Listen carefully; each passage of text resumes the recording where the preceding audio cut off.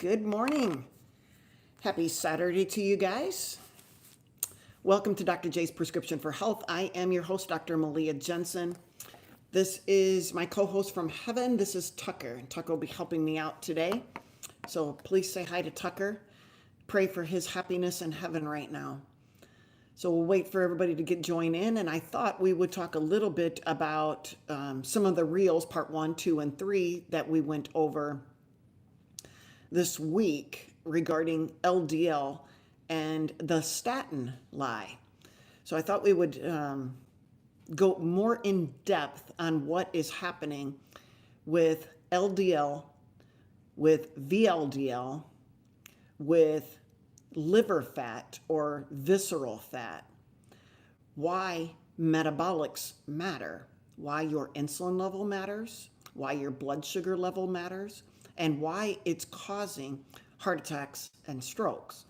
Now, it's an interesting topic, and I had a lot of pushback from the LDL hypothesis people who say the lower the LDL, the better. And I'm going to just shed some light today on how that might not be the case, because you guys and I both know that heart attacks are still happening, even with people with low LDL, and we need to look into this a little bit better. We need to understand that there's got to be something else going on, or else, with all of the medications that we have out there to lower LDL, you would think that heart attacks would be non-existent if, in fact, LDLs were the cause of heart disease. So please let me know your questions as I proceed. And I just want to start out just by giving a little bit of a review, because your doctors, for the most part, from what I'm hearing from you guys, are treating a number on a piece of paper. They're treating LDL. And you guys think that if you are, yes, SD, I do know about that. And we can talk about that. And I can explain to you, if you hold that question, maybe come back to it about lean mass hyperresponders. I can maybe shed some light on it, but you might hear some things right now that'll answer your question, okay? If you have a question. Or maybe your question was just asking me if I'm aware of it. Yes, I am. In a perfect situation, there's much more significant story behind just treating LDL. Because you guys are being taught that if you get your number down to a level, that everything is fine and you are protected from having a heart attack. And you guys, that is a lie. You can still have a heart attack. You probably know people who have low LDL and have had a heart attack. The story is deeper. And so I need to start with very simple things. You need to know that every LDL begins as a VLDL. It begins as a VLDL inside the liver, okay? You cannot get LDLs without VLDLs, all right? So in a normal situation, the liver packages up fat and cholesterol into a VLDL and sends the VLDL out into the bloodstream. And the VLDL will dump off some of its triglycerides, because those are an energy source. That's fuel to cells and to muscles. And what that leaves behind is cholesterol. And so as the VLDL is dumping off its energy triglycerides, it becomes an intermediate density lipoprotein and then a low density lipoprotein called an LDL. That's what you need to know. And then that LDL dumps off some of its cholesterol that's remaining to cells that need it, tissues that need it. And then that LDL recirculates back to the liver. And liver is its home base. So that LDL can either be recycled or it can be eliminated in bile. All right? And so that is a normal system. In addition, HDLs will pick up any remnant cholesterol left behind by the cells that the LDL dropped off the cholesterol. If there's any remaining cholesterol, that's where HDLs come into the picture, pick that up and take it back to the liver. So that is a normal process, okay? Where it messes up is if the triglycerides get too high. Here is where metabolics come into the picture. And I'm going to try to be as simple as possible, but when we have elevated blood sugar, insulin goes up. And insulin is a growth hormone, and it causes cells to grow. They get fatter. And it usually begins in simply the fat cells. That's where the first place to get fat. So fat cells get fatter, muscle cells get fat, liver cells get fat. That is not, that visceral fat is called ectopic fat. And we don't want liver cells getting fat. In fact, we don't want muscle cells getting fat. We have too much fat if you're placing fat in places where it's not supposed to be. Your muscles could be considered Wagyu beef. They're marbled. That's not safe. If a liver fat cells, hepatocytes get fat, they become fatty, they swell, and they're not doing their job. So as blood sugar rises, insulin rises, liver gets fat. In this situation, the liver tries to get rid of that fat by packaging up more VLDLs. It's saying, oh my gosh, I'm overloaded with all of this fat. I have fat on my liver. I have fat that you guys are, or not the fat that you're eating, but the sugar that you're eating, which raises triglycerides.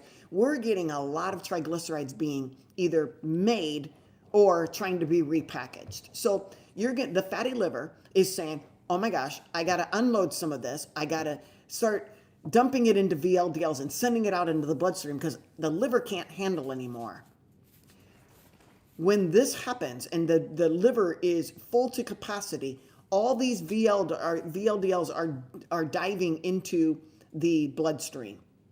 And that is not a good situation, you guys. They're trying to, make or to deliver more fuel to all the other cells, the muscle, the fat cells, everywhere. But they're full too. They're resistant. They say, I'm full. I can't take any more.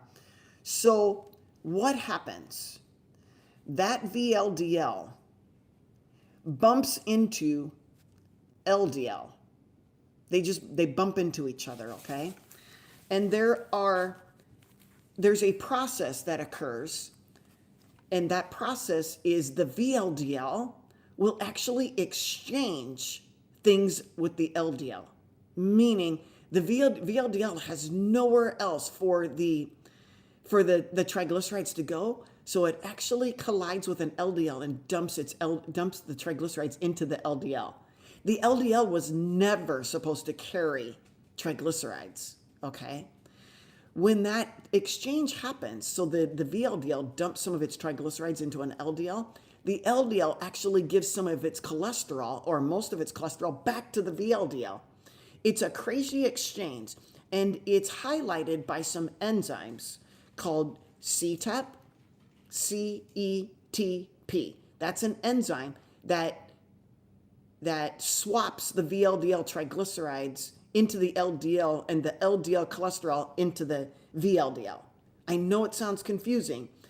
And then there's another enzyme, anything that ends in ASE, hepatic liver lipase, hepatic lipase, ACE is an enzyme that breaks down fat. So that hepatic lipase comes along and tries to strip out the triglycerides from the LDL. This is all causing the LDL to shrink. And when it shrinks, it becomes a small, dense LDL. And if you guys know anything about LDLs, the small, dense LDLs are the worst. They are easily damaged because they don't have any cholesterol to protect them. They don't have fat to protect them. They become shriveled up and they become easily oxidized, easily damaged. Okay? They become easily accessible for our immune system to recognize them. And our immune system sends macrophages to eat them like Pac-Man. Okay? And they become foam cells. And guess what? A foam cell is the very initial steps into a blood clot. The blood clot is the problem, you guys. Not so much your stabilized plaque. It's the clot. So many doctors out there want to give you a medication that blocks cholesterol production in the liver, that blocks the liver from packaging up VLDL with fat and cholesterol. Okay, if there's no cholesterol, there's not many VLDLs that need to be made, as the theory goes. If you block cholesterol production, you're going to block the production of VLDLs. But you guys know, after listening to me, that is not always the case. Why? Because your blood sugar is high and your insulin is high, and your insulin is driving the fatty liver to get fattier. And so the liver has nothing else to do but to make VLDLs. So there is nothing doctor can do to block the production of more VLDLs, because they've never told you to stop the metabolic mess. They never told you to stop sugar, to stop producing insulin, to block this whole fat production in the liver. In addition, your liver is supposed, if insulin goes up, your liver is actually supposed to stop production of glucose, you guys. That is normal. If insulin is high, the liver goes, okay, I guess we don't need any more blood sugar because insulin is high. There's got to be enough blood sugar out there. We don't need to make any more. But you know what? Your liver that's fatty and resistant, he doesn't hear signals from the insulin. So he keeps pumping out blood sugar. Now you become diabetic. If your doctor is only looking at your LDL, and they are not looking at the entire metabolic mess that is going on, you guys are falsely believing that lowering your LDLs is going to matter. But your liver is still going to pump out VLDLs because they're fat. He's a fatty organ. He's choking himself off. He's being choked off by the fat. He's becoming fibrotic and maybe even cirrhotic. That fatty liver is still pumping out the VLDLs, and guess what? Those VLDLs are going to run in and collide with whatever LDLs you have on board and make small, dense LDLs. You can check this by even being on a statin. Check an advanced lipid test and see how many LDLs you have. And then you know what they'll do? They'll say that they're high, and you go, we need to lower your LDLs even more. Let's get you down to 20 or 10. In fact, let's completely remove all LDLs. And let me see. You guys say you can't hear me? I'm sorry you can't hear me. Let me see here. You guys can hear me? Yeah, YouTubers can hear me. Instagrammers, you can't hear me? I'm sorry. Hey, by the way, I'm doing a live fundraiser for Rescue Rehab and Rehome. That's where I got my Norman tallow. So if you're seeing that and you can give $5 today to Rescue Rehab and Rehome, it's a local rescue for dogs here in and cats in the central Iowa area, I would really appreciate it, okay? Thanks, Lisa, for verifying that you can hear me. I appreciate that. Thank you. Okay, so if your doctor is still only focused on your LDL, giving you the false sense of security, be very aware that if you have insulin resistance, you have high insulin over 6, and you have high triglycerides and low HDL. Remember, if triglycerides are high, HDL is low. Okay. So HDL, if it's low, it's not picking up there's not enough of it to pick up any remnant cholesterol and take it back to the liver. If in fact the HDL did have any remnant cholesterol and take it back to the liver, guess what? The liver, because he's so resistant, he shut his doors. Home is shut. LDL can't get back in. They shut the doors. So your doctor's going to say, yeah, but if I give you a medication, it'll help open the doors on the liver. Why would you want to open the doors on the liver if they're already full? That's like giving metformin in diabetics. So the blood sugar is going up because it has nowhere to go. So the doctor gives you metformin, which is a mitochondrial toxin, by the way. So they'll give you metformin because metformin pushes the blood sugar into the cells. If the cells already said they're full, why would they want any more energy? They're full. They're going to explode. So if the doors are shut on the cells, so doctor goes and gives metformin to open up the doors and try to force more into it. It's like filling a balloon with more water till it explodes. Why not just tell you to stop eating carbs? Stop raising blood sugar, help lower your insulin. Stop eating, fasting. Fasting will help. If you don't eat, blood sugar isn't going to rise. It lowers your insulin naturally. So does a ketogenic diet. Naturally lowers insulin.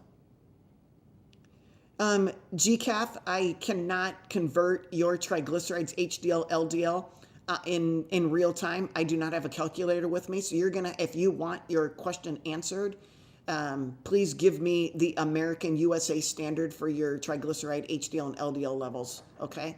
And I can maybe help you.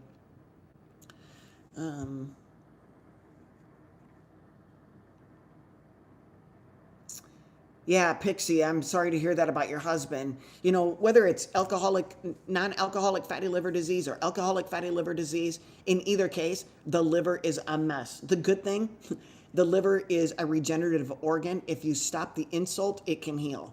So that's what's beautiful. Good morning, Angel.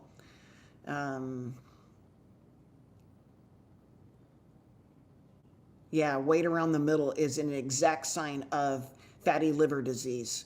Exactly. Love handles on your back, especially on guys.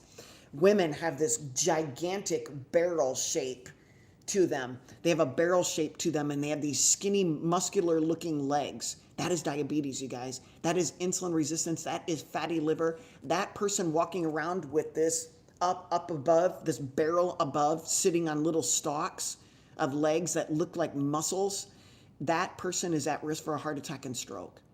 That is an insulin-resistant person. They're likely on cholesterol medications because their LDL and cholesterol, their LDL cholesterol, their triglycerides are extremely elevated and their HDL is very low. So they go to the doctor. No one checked the insulin level. They look at the blood sugar and say, oh, it's 100, but your A1C is 5.5, 5.6. Oh, you better just watch it. You're almost pre-diabetic. Nothing. They don't talk anything. Here's your medicine. Here's your LDL lowering medication. Here's your cholesterol lowering medication. That's all they say. They don't tell you to fix the metabolics. In the meantime, these barrel-chested barrel bellies, all they're doing is making fattier and fatty liver, and the liver has to get rid of that. So it packages up the VLDL, tries to get the triglycerides out of the liver, bumps into LDLs, shrivels them up, exchanges parts, and the LDLs shrivel up, making small, dense LDLs. Those small, dense LDLs, I'm looking at LDLs, you guys too. I'm the doctor that's looking at LDLs, but I'm looking at the small, dense LDLs, and I know why they're happening. I know why they're occurring. You have small, dense LDLs because you're eating a high-carb diet or eating carbs in general. You know, I have people tell me all the time, I eat a real clean diet. I eat just sweet potatoes and sourdough bread, and I eat whole fruit. You know what?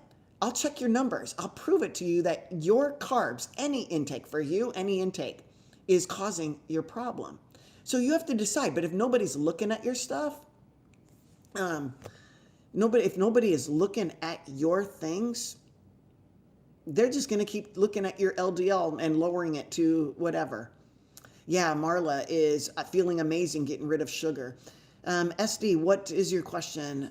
Scrolling up. I'm not sure.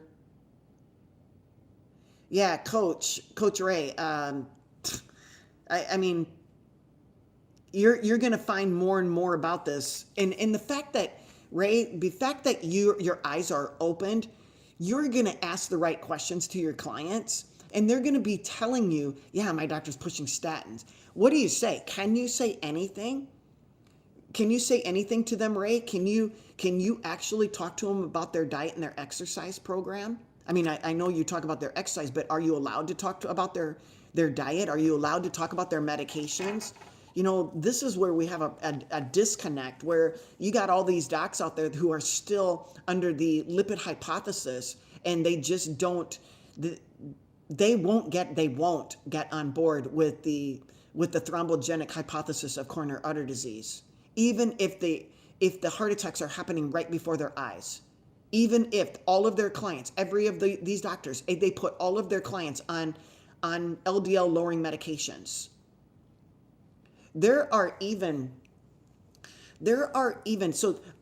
statins, there are PCSK9 inhibitors, and there are even CETP inhibitors.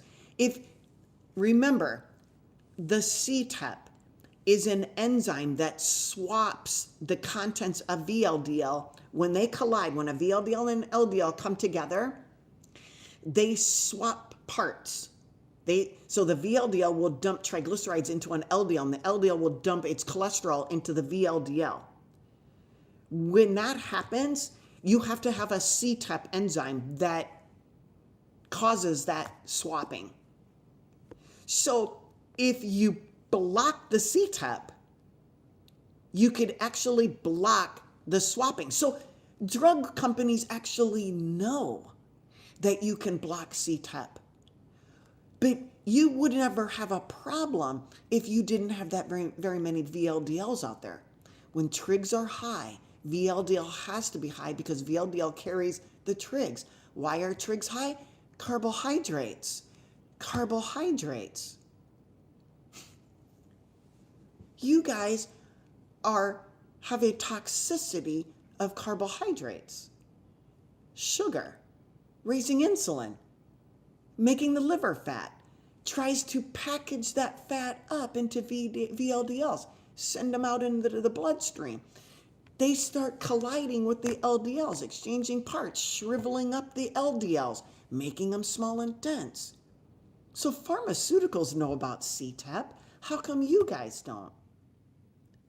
How come nobody else? How about the other doctors don't know? In fact, there is a genetic disorder, if you call it that. I say it's a positive thing, where a person doesn't have CETP. So they have extremely high HDL and low VLDL. It's actually crazy if you look at it. I have seen actually 2 people in 27 years that I can recall that had very low trigs, very low LDL. They had low LDL and extremely elevated HDL. I didn't even know to check them. They probably had a genetic component of low CETP. It's amazing all of the things that I have learned. You guys, if you haven't subscribed already, please hit that subscription button, follow me, and share these things. If you like it, share this with others that you can help. Okay. SD, can you restate your question, please? Marla says she's off all doctors. Maybe that's the best thing. Marla says, I'm listening to you and doing my research. You know, I always say the best doctor is the educated person that's looking back at you in the mirror. So SD says, if LDL is 400, HDL is 70, is that enough HDL if HDL is that high? Trigs are 93. So you're still at a little bit of a disadvantage with those trigs being 93 SD and the HDL being 70. So you still have a trig to HDL ratio that's greater than 1, which does put you at risk. What I would suggest to you, SD, is you could get an advanced lipid test, okay? they might be $50 if a doctor orders it. And it will tell you the number of small dense LDLs compared to large LDLs. If you still have a lot of small dense LDLs, then you're at risk of oxidation, making foam cells, getting sticky, and landing in the injury area of an artery. Remember, none of this stuff is occurring. LP little a, small dense LDLs, isn't really occurring unless there's or causing damage, unless there's an injury already to the inner lining of the arteries. There has to be a nidus for all of this fire to start. You got to have kindling. And the kindling begins with an energy or with an injury. And that injury is usually sugar or insulin or alcohol or smoking or heavy metals like iron overload or nanoplastics. All of these things can cause an injury. Now, our body is very good at fixing injuries, okay? They're fixing injuries all day long. But if you are constantly giving it alcohol and smoking and sugar and insulin and nanoplastics and heavy metals and diesel fumes and any smoked plant, anytime there's burning plants and you're around it, you're breathing it in, you're causing injury to artery. If you're under chronic whatever, you have a chronic injury and our body cannot maintain that injury repair. It can't keep up. It can't keep up. And that's why part 2 kicks in and starts calcifying. So we start to calcify that area to stabilize it because our body knows that the clot is dangerous. So you go to the doctor and they say, I'm going to calcify your plaque. I'm going to give you a statin. But they never told you about fixing the metabolics, did they? They never told you that your insulin and your sugar and your smoking and your alcohol. They just, you really should quit smoking. Well, what kind of advice is that? That's really going to motivate. You really should quit smoking. It's dangerous for you. It leads to heart attacks and strokes. Yeah, okay, doctor, whatever you say. I'm not giving it up. That's that. But if you teach them. But there are people that say you give people information and it doesn't matter. You actually have to, show them that they can have a heart attack and then they might. But you guys are different. You guys are out here listening to me and others like me, and you're saying, man, I just want to soak up all this knowledge. It's so overwhelming, but I just want to keep coming back for more. And that's me too. There's when I was starting to say, I had so many people on statins, you have no idea. Every other patient that came in was on a statin. I saw them every 4 months. Every 4 months, I was checking their cholesterol, so their lipid panel, and their liver function to make sure I wasn't doing anything bad to their liver. But I would also check their A1C, but never really said anything. Never said anything about their blood sugar. Never looked at their triglyceride to HDL ratio. Never. All my eyes were focused on was LDL, LDL, LDL. Every other patient was on a statin. And then all of a sudden, if I was seeing them long enough, I'm been in practice almost 28 years, they were all getting diabetes. All of them. All of them.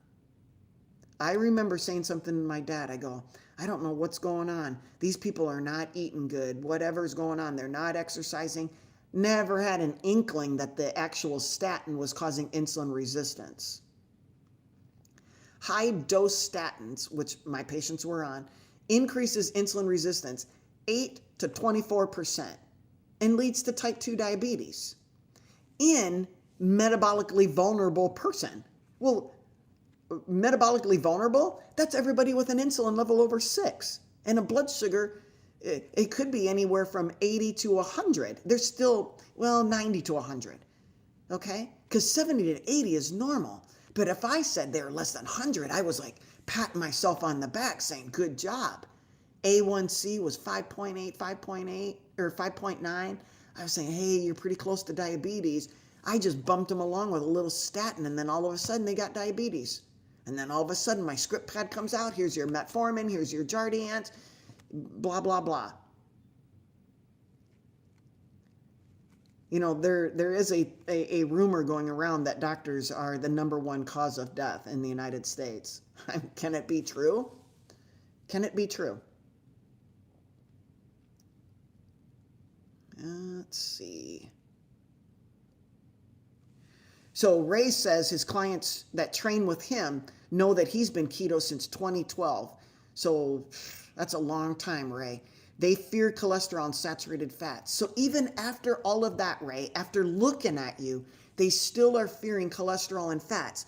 That means the propaganda, Ray, is so high because they're hearing it from all angles. They're hearing it from the radio, the TV, the doctor, the pharmaceuticals. It's subliminal messaging that fat and cholesterol is the problem when that is the lipid hypothesis. Hey, Ray, if your clients are willing, have them read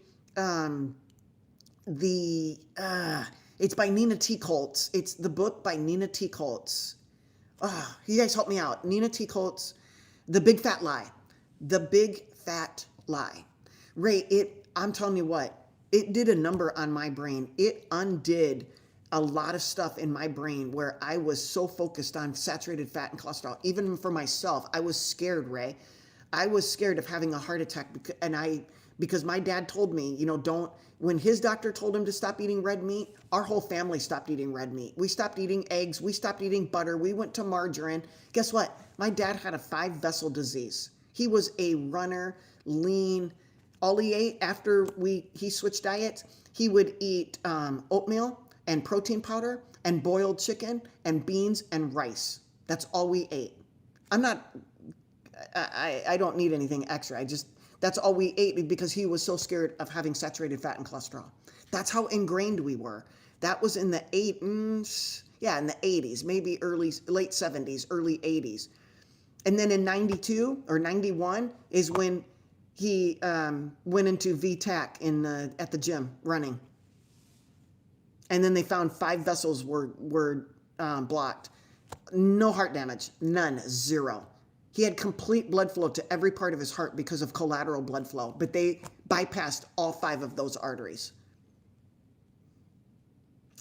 So you did convert them. You have a triglyceride of 38, HDL of 84, LDL. Is that okay? I mean, just looking at those numbers, those are excellent. Metabolically, that is an amazing feat. I would like to know your insulin level. It's got to be around 3. Do you have an insulin level by any chance?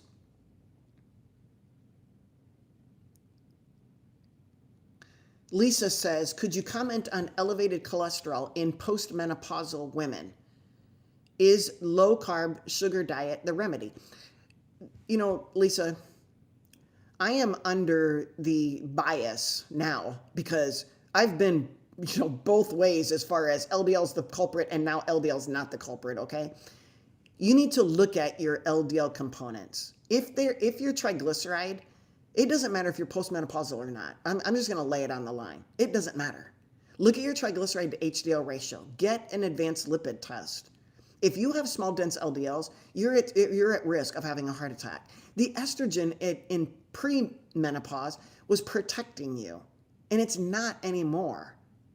But you're still at the same risk as a male to have a heart attack with high trigs, low HDL, and which equals to me that you have high amounts of small, dense LDLs, and you likely have fatty liver disease. If you have high trigs, you definitely have fatty liver disease. Your liver is trying to pump out all of that fat into VLDLs, it's packaging it up. And there's nowhere for it to go. It's just building up. So yes, I guess in a way, yeah, the answer is low carb. No sugar. You shouldn't be eating sugar. Okay. SD, I'm not sure that can constitute a lean mass hyperresponder, okay? I would still, even in your case, even if you had a quadruple bypass, okay? You need to keep injuries. Now your bypasses, after having bypass surgery, your bypasses are even more, what do I want to say? I'm missing the word. Prone. They're even more prone to being damaged. They are your second occurrence. is high probability, SD. There is a very high probability. And so you need to get those triglycerides down even lower and HDL even higher. Okay? Now, 70 is a great goal for both of them. The fact that your LDL, yes, you could be a lean mass hyperresponder. But there's some other things that you can check. You know, you can get an ultrasound of your liver and ask them specifically to look at liver fat. Okay, if you still have liver fat, you could, I'm just saying, increase your HIIT. If you're a lean mass hyperresponder, it sounds like that you're exercising, right? So maybe increase high intensity interval training. Do some sprints. That will decrease liver fat. That will decrease those triglyceride production. It could be that you're a stressed out person, SD. Cortisol's high, sugar's high, insulin is still high enough to cause fatty liver disease. So sleeping better, breathing better, you know, relaxing, praying, all of those things. There's a lot of things going on, SD. Yes, I mean, theoretically, HDL at 70 should be enough. But SD, I would look, I don't have the ranges, the optimal ranges for small, dense LDLs. To me, the lower the better, okay? The lower the amount of small, dense LDLs, the better. Never smoke or drink on a keto diet. But if on a keto diet, it could be just that little bit of carbs that's raising your triglycerides. Okay, Ray says HDL of 52, trigs of 48, LDL of 107, VLDL of 11, high sensitive CRP. Okay, that's another thing I forgot to mention, SD. Get a CRP. Thanks, Ray, for that reminder. Sometimes my brain is going so fast. Ray is 65 years old. His A1C is 5.6. So Ray, you look like you would be a pre-diabetic with an A1C of 5.6, but I'm guessing Ray, being on that low carb diet, that your red blood cells are actually living longer, which can expose your red blood cells to more blood sugar, which is causing glycation. So it's falsely elevating your A1C. But Ray, that panel is a good thing. And your LDL is not too high. If Ray's LDL was not 107 and say it was 200 or 300, I tend to always get an advanced lipid test, because it is possible, Ray, just to keep in mind, that if like SD, who has that 400 LDL, it is possible that the liver has shut its doors to that LDL, and that LDL is staying in circulation and bumping into the very few VLDLs that he has and causing small dense LDLs. That is could be a genetic problem with the liver, that the receptors are not receptive to accepting all of that LDL back. Okay. You guys, this is information that you're likely not hearing in America. When I study these things, I'm studying things from these doctors in Australia, like Dr. Malcolm Kendrick and Dr. Paul Mason. And I study from Dr. Ben Bickman. If you're wondering where I'm getting my information about the process, these are normal processes that are going on in our body that doctors and the population is not being let in on the information. Because honestly, if I fixed all of your metabolic problems, lowered your blood sugar, lowered your insulin, lowered your VLDL, which would lower your LDL and raise your HDL, there would not be a need for a whole lot of medicines. I mean, just think about it. If diabetes or insulin resistance is the number one cause of heart attacks, why are we focusing on the LDL? Why aren't we focusing on your diabetes? Why aren't we telling you that your diabetes is reversible? Ray, ask your people with all these scares, ask them, are you diabetic? What's your A1C?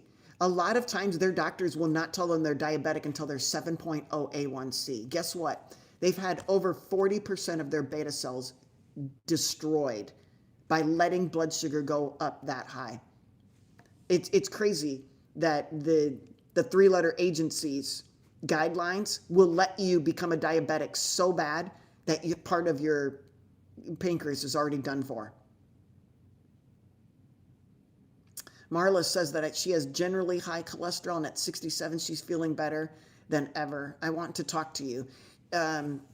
Schedule a consult, Marla. Schedule a consultation by emailing me at ironladydoc@aol.com. I'll go over all of your labs. We'll set a plan of action up so you can talk to your doctors and they can help you order some extra tests and just get more information. You don't have to keep monitoring. Just get an idea of where you're at. I don't really like doing a whole bunch of diagnostics, to be perfectly honest, okay? Because once you get a diagnostic test, you get a diagnosis. And I think it freaks a lot of people out. But there's others of you that say, if I just know the numbers and I can monitor the numbers, then it gives me a challenge. I like that. What about an ApoE4 carrier? So that person is at risk of Alzheimer's. And Alzheimer's and that ApoE4 gene doesn't mean there's a doomsday. You're not, just because you have ApoE4 does not mean that you are going to get Alzheimer's. But you can feed that ApoE gene, right, Fowler? You can feed it. You can make it, epigenetic wise to turn into something really, really bad. And that would be Alzheimer's. But you can stop it in its tracks by not feeding it. Then again, I always ask, do I really want to know? I don't want to know. I'm just going, if I knew I had an ApoE4, that might freak me out. So I just don't look. I'm just going to maintain a low, no carb diet. I'm just not going to feed it. I can't take away the gene. I can never take it back. I can't say, hey, can I trade this in for something else? No, it's done deal. So, good morning, Kashua. Good morning, Aura. Let's see. A1, so GCAF says A1C is 4.5. That's interesting.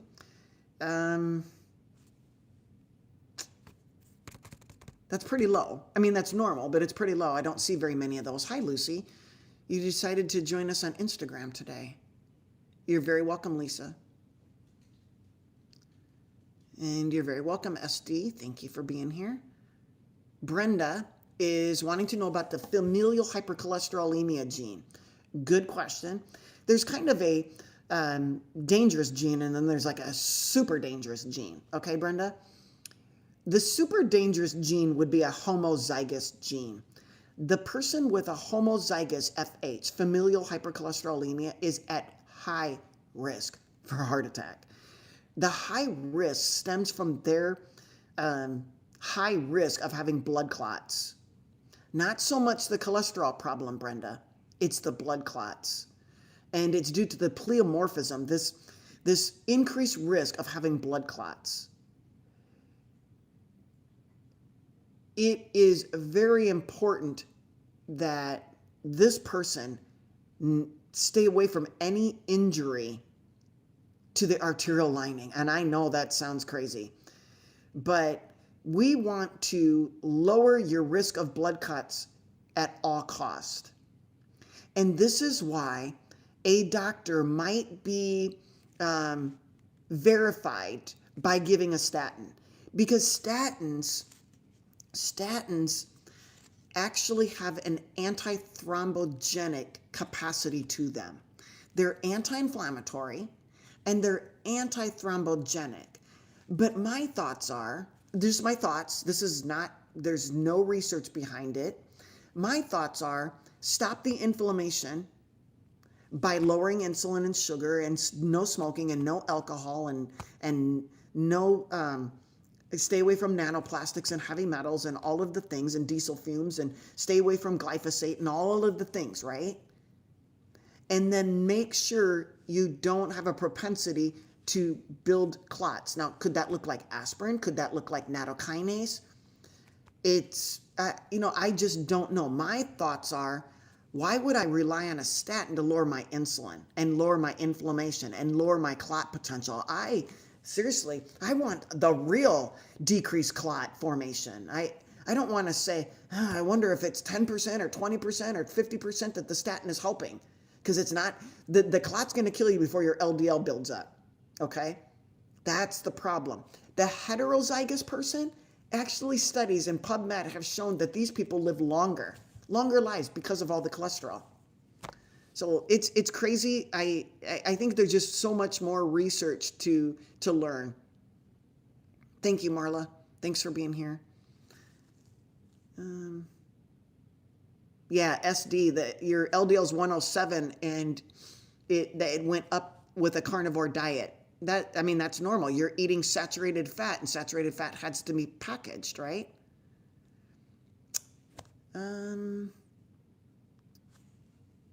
So staying keto has a total cholesterol or total something. Trig 78, HDL 82, VLDL 8, LDL's 934. Lipo A, I'm guessing that's what you're talking about, is 85.6, so a little high. It doesn't mean, when you have LP little a, it doesn't mean that you are going to have a heart attack. But if you have an injury, LP little a is a clotting factor, okay? So back to the homozygous FH person, if their LP little a is high, like over 75, that increases their risk of more blood clots. We need LP little a to have a blood clot, but we don't want too much LP little a causing a lot of blood clots. And it's going to cause a lot of blood clots in an area that has an injury. If you cut yourself, you need to have blood clots. So if you have multiple cuts, you need multiple areas where LP little a can make a blood clot form and heal it if you give it a chance to heal it. So that LP little a is on the little bit of a high side, right? But you have to have an injury for the LP little a to do its damage, so to speak. Okay? Creative, okay, I don't know what that means. A1C of 5.4, 0 calcium score. Have you ever seen this? I've never seen a cholesterol that high. I haven't. This I would really need to look into. Somewhere along the lines, your liver is, the action is in your liver. You have some sort of defect. I don't know if it's with CTEP or it can't be lipoprotein lipase, LPL, because your trigs would be higher, a lot higher. I would have to think on that, staying keto. That I would really have to think on. Yeah, sorry about that. I mean, it could simply be that you're a lean mass hyperresponder and everything's going to be fine. But again, I would want to know an advanced lipid profile, your CRP. I would want to know an insulin level. Marla says, can you put that address in the comments, please? I can try if I know how. I don't usually do that, but hopefully that will work. But then I actually lost everybody's questions prior to that. So it's ironladydoc@aol.com. God darn it. Now I've lost everybody's questions. I do apologize. See, that's why I shouldn't mess things up. So we're live on Instagram and YouTube right now. And I'm trying to go through with everything. Yeah, Lash with an HDL that high, he might have a genetic CTEP deficiency. You can get that blood level. That would be interesting to know what that is.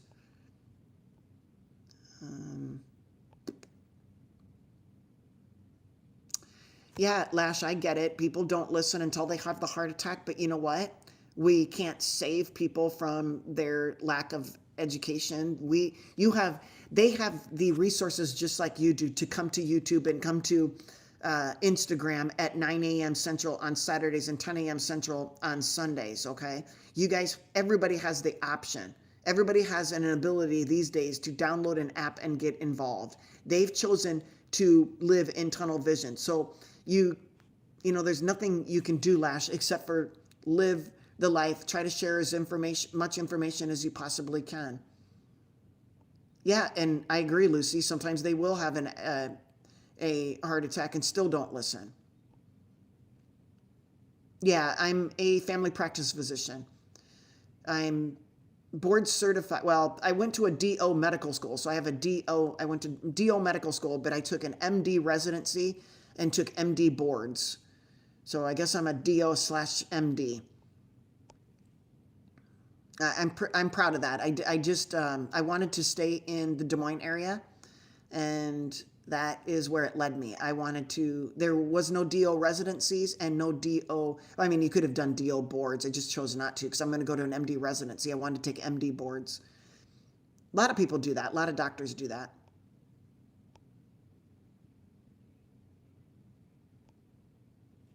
Okay. Yeah, please put a Q or do a super chat. I would really appreciate that. And yes, if you want to do a consultation with me, email me at ironladydoc@aol.com.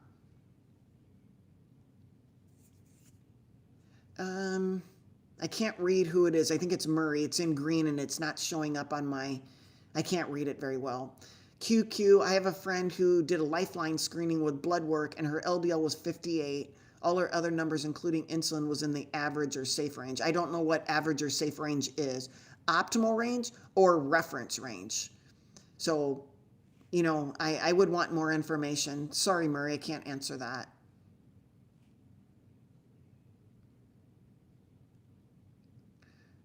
Mike says, what blocks iron absorption?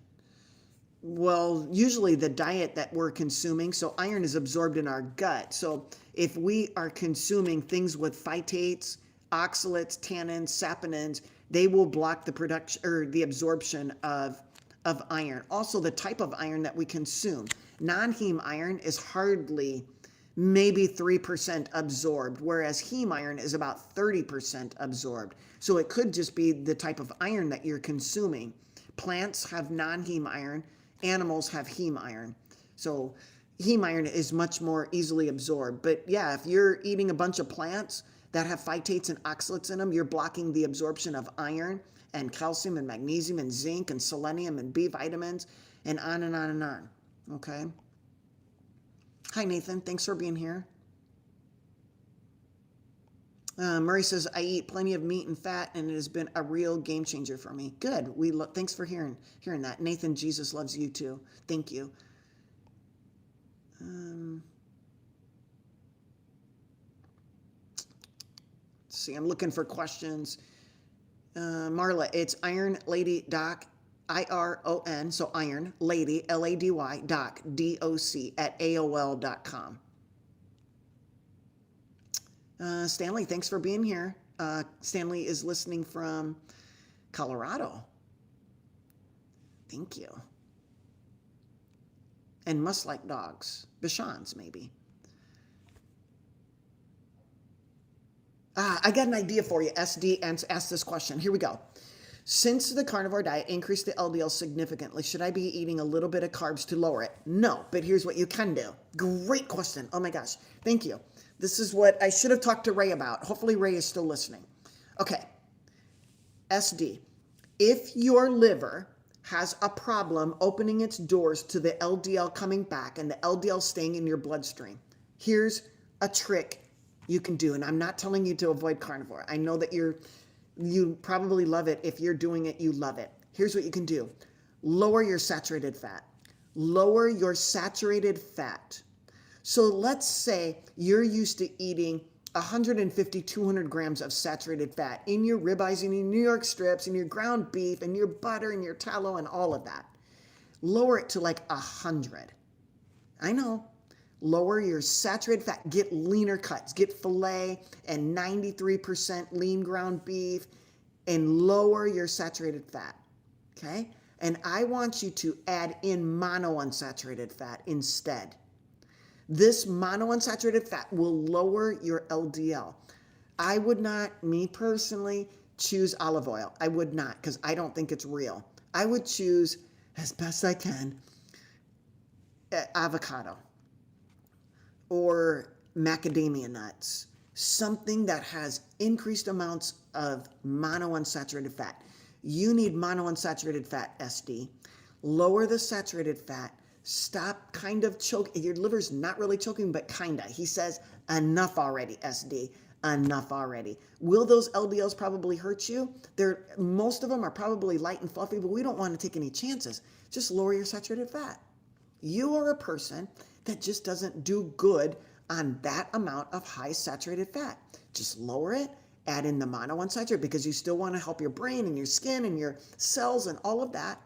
That little bit of monounsaturated fat might be good. Then wait, I don't know, 2-3 months and recheck your levels and get back to me. I would love to hear how that works for you.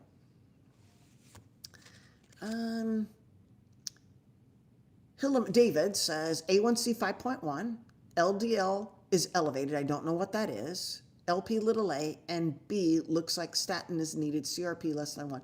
Yeah, not enough information, David. Sorry, I can't help you.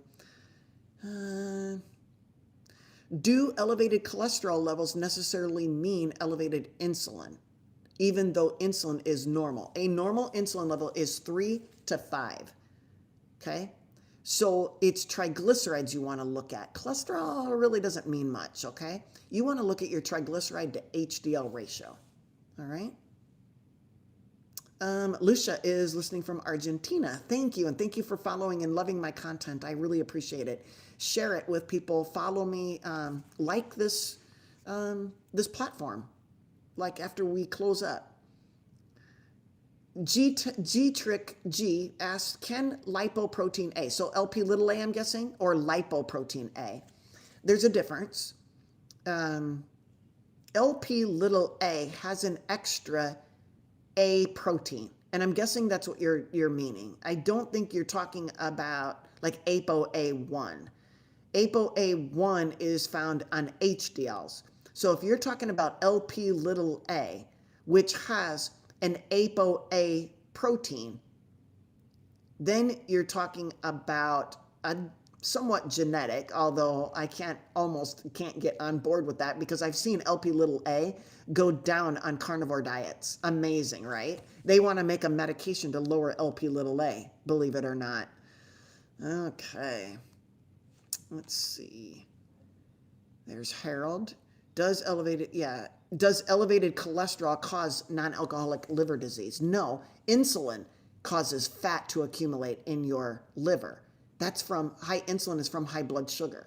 So if you lower your blood sugar to lower your insulin, which will cause the fat to be burned around your liver. If you lower your sugar and your insulin goes down, the liver is going to start making fatty acids, and those are going to make ketones, and now you'll have your energy source all figured out. You don't need the triglycerides, you need ketones. Let's see. SD would like to set up a consultation with you and have you look at my labs for advice. Absolutely. Email me at ironladydoc@aol.com and we'll set something up. Sound good? Lucy is such a rock star. She goes back and forth between Instagram and YouTube. Thank you so much, Lucy, for being my blue shield, my blue wrencher. She's one of my moderators. Let's see. So David says A1C of 5.1. Okay, LDL of 119. Not bad, right? VLDL is pretty low. HDL is still a little low, and a triglyceride of 105. That's high. We want them 70 or less. So David, you are at risk of having a heart attack or stroke just because of that ratio. So over time, it increases your risk of damage that's occurring in your arteries. So it tells me that your blood sugars are too high, your insulin's too high, and you have injury in your arteries. And over time, you could be the person that has a clot formation and you have a heart attack. So we got to make some changes, David. All right.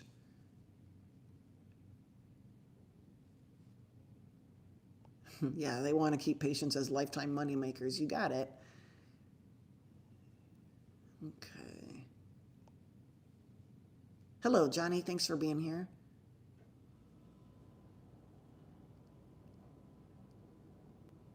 Okay, I'm trying to read. It's hard to read when you guys don't put a...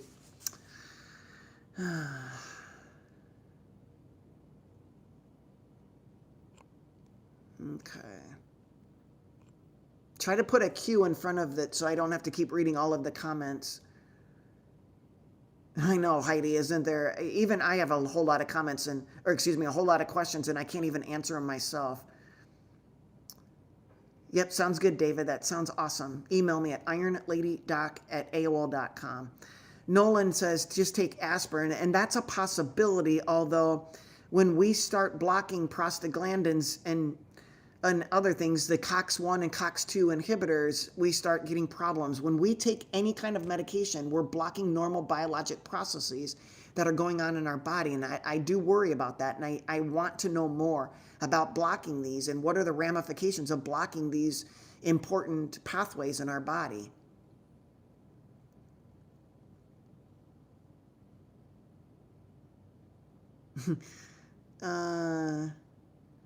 Doc says, oddly, eating bacon and eggs each day, my cholesterol is still fine, drives my doctors crazy. Maybe just keep that information to yourself. Nope, Dr. Green, I do not know that person.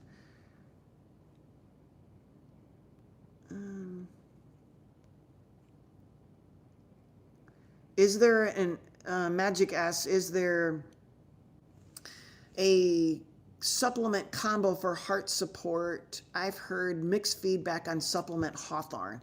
My thought process is before you start adding a bunch of things, take away the culprit. The culprit is metabolic dysfunction, okay?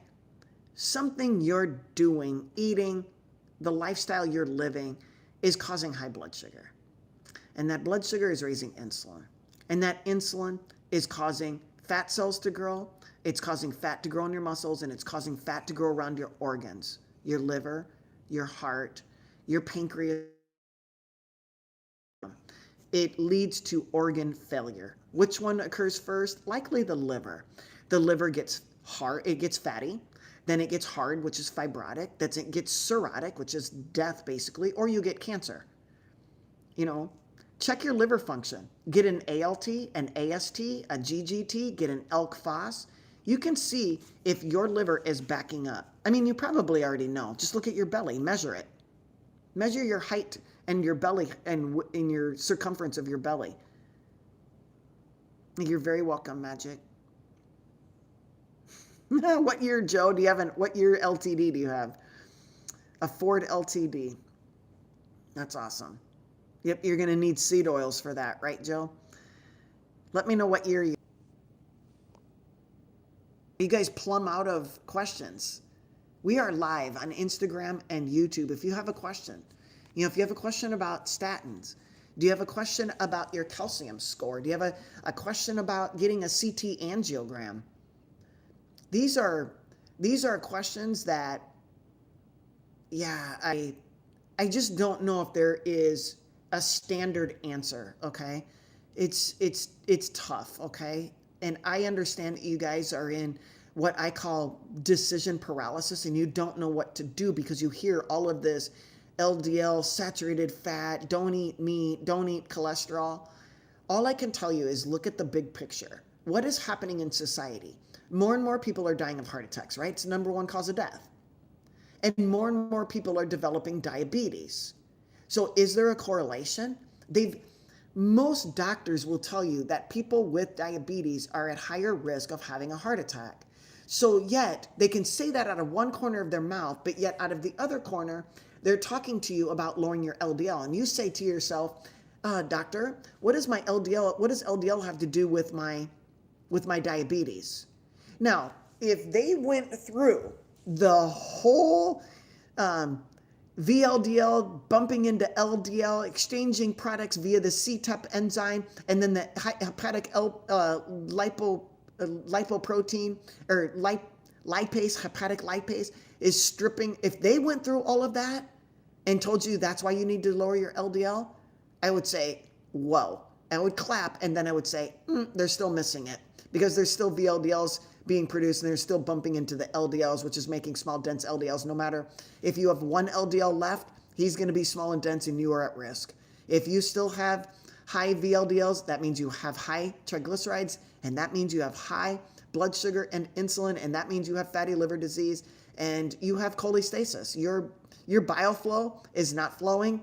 That's the only way to really get rid of excess cholesterol is bile flow. You need a liver that's actually flowing. And if it's strangled by fat and it's getting fibrotic and cirrhotic, that is pretty much death. Tia says, what do you think about Repatha for a statin? What do you think about medication Repatha for a statin and zeropeptide and older statin? You must not be from America. Can you give me the other name for zeropeptide? Zeropeptide? I don't know. And what do I think about Repatha, PCSK9 inhibitors? Basically, they're blocking or increasing the uptake of LDL into a liver that's already full. I can't get on board with LDL as the problem, you guys. I've been there, and now I've seen so much that I can't go back. If you told me, doctor, I'm worried about my small dense LDLs and I'm worried about a heart attack, then I'm on board with you. I'm on board with you because we can fix the small dense LDLs. All you got to do is get rid of the triglycerides. All you got to do is get rid of the insulin. All you got to do is get rid of the blood sugar. We only need about 5 to 6 grams of blood sugar in our bloodstream at any one time. And we're eating 400 grams of carbs in one meal, and then we do it again 3 times a day. We are causing our own problem. Okay?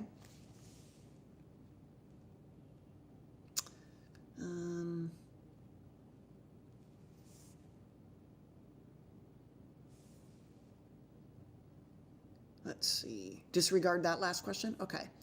Exactly. They gave me a choice between Crestor and Zetia, or Crestor Zetia combo, or I can do Repatha. Same deal, LOL, but I have a choice. It is. It's the exact same deal. They're both relying on the fact that LDL is the cause of your problem, David. And we can go over it, okay? Oh, I'm sorry. Oh, here, Dr. Easy. Here's what there are certain keywords there are certain words that are triggering the elimination of a question. So if you say a trigger word that I have marked as I don't want that word to be said, or it's leading to bullying or things like that, then that is in my hidden words. So if your question had that word in it, guess what? I can't see it. I apologize, but the words that I chose to hide are words that were being abused. And Dr. Easy, and yeah, you can email me. Okay. And Murray, I'm hoping that I answered your question about your lifeline friend. Okay. Have a VLDL of 9. I'm not understanding it. This is okay. Do I understand other values measured? I do understand. Well, then if you have a VLDL that's low, your triglycerides are low. If your triglycerides are low, your blood sugar is likely low, Penny. So hopefully that helps. All LDLs start out as a VLDL. So if you have a low VLDL, you're going to have a lower amount of LDL, okay? VLDLs dump off triglycerides, the fuel. And if there's not very many triglycerides, which means there's not very much blood sugar, then your VLDLs don't have to be as many. The liver doesn't have to work as hard, and it can do its other jobs like making glutathione and doing all the other liver things. The liver has many jobs to do. And if it's being taken up by having fatty liver, all it's doing is it's working 100% of the time on trying to get rid of the choking of the fat and packaging it up into VLDLs. It's choking on its own fat, you guys. You're causing your liver to choke. Livers don't just get fat on their own. We end up helping it out, okay? If we're eating fructose or drinking alcohol, we are hastening the liver fat, okay? What is a normal VLDL range? I would have to, Melanie, a low range like that 9 is great, okay? But I don't have in front of me a normal VLDL range. In fact, most panels actually don't do a VLDL. You would have to ask for a VLDL. But if your trigs are high, I know that your VLDL is high. So I focus on triglycerides, okay? Good question. Sweet and Kind says, my hematologist told me to take vitamin C for low iron. What are your thoughts about comprehensive blood work to finding the root of issues? Do they work? I don't know what the comprehensive blood work is that you're asking about, but I'm all for finding the root of all issues, okay? Your hematologist is telling you to take vitamin C because you have low iron, because you likely are taking iron, because vitamin C helps the absorption of iron. It doesn't raise iron on its own. It helps the body absorb iron better. Now, there's many caveats of why your iron is low, if it is low. All right, you're Sweet and Kind. I know this sounds crazy, but your iron might not be low. It might be trapped somewhere and it's not registering on the blood test, but it might not be low. It might be trapped. So you need complete iron studies, an iron, serum iron level, a ferritin level, a transferrin level, a TIBC, and a saturation. You want to know everything, not just an iron level, not just a ferritin level. You want to know it all, okay? It's good to get a copper level, a vitamin A level. It's good to get a ceruloplasmin level, and if you can, get a hepcidin level. These are all great levels to look at your iron status. Because Sweet and Kind, I would venture that you don't have iron deficiency, you have iron dysregulation. Susan says, what did you say the name of the thumb wrist problem I have? It's 12 weeks and still not healed. Dequervains. DEQUERVAINS.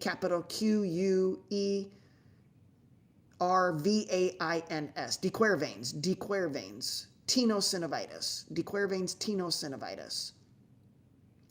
If it's not any better, I hate to say this, but you could, you know what?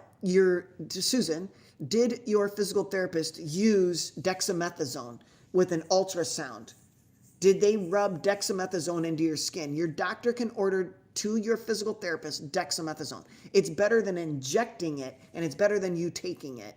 So you can ultrasound, use the wand and ultrasound dexamethasone into that area, into that tendon, all along that tendon. Gently, you don't want to heat too much. Your physical therapist should know how to do ultrasound with dexamethasone, okay? Phonophoresis or something like that, iontophoresis, something like that. I can't remember. I'm not a physical therapist. How do I raise my intake of vitamin C without supplements? Why do you need to get your vitamin C level up is my question. Why do you need more vitamin C? Do you have a level that's low? Is somebody telling you that you need more vitamin C? You keep hearing citrus fruits are packed with it, like we are taught, but why do you need more vitamin C? What if you had too much vitamin C? What if you took too much vitamin C and it lowered vitamin A? What if you lowered vitamin A, it would lower copper level? And what if you lowered the copper level and now you just drove your iron into the liver where it gets trapped? We are looking blindly at taking all of these supplements when we don't even know what is going on in the pathways. By taking all this vitamin C, you could be causing a problem that you're not aware of. Max, that is the question of the year. Is fruit bad for a person who already has fatty liver? They said fruit is healthy. Fruit, Max, is fructose and glucose. If fructose and alcohol are the number one causes of fatty liver, do you think that you should get rid of fructose? I'm going to tell you guys something. These words, natural sugars, needs to go. Your body, your liver, doesn't know the difference between glucose from one source or another source. It sees glucose. It doesn't say, it came from a piece of fruit, you're okay. We're not going to let you cause me to have fatty liver disease. No, the liver doesn't care. It sees glucose and fructose and develops fatty liver. We got to get rid of this thought. They're feeding that full in your brain. They're like sugar bombs. You're like eating hot tamales. Why do it? There's no nutritional value. You don't need anything in a piece of fruit. Unless, of course, you're on a very high carb diet and you need that fiber to get rid of everything. I mean, seriously. Yeah, Max, I'm sorry to say, but you're out. If you are continues to eat fruit and with fructose in it, your liver is going to get fattier and fattier. You're going to get fibrosis. You're going to get cirrhosis. You're going to risk getting hepatocellular carcinoma. How do you improve BMD, bone mineral density, naturally? And is it as effective as taking medications? Absolutely. It's called exercise and increasing your protein. You're likely deficient. You're probably postmenopausal. You're deficient in nutrition. You're not eating enough fat and cholesterol and protein from animals. Your protein level is way low. 60% of the 40 to 60% of your bones is protein. That's why they get weak, is because people stop eating food, real food, like protein that come from animals.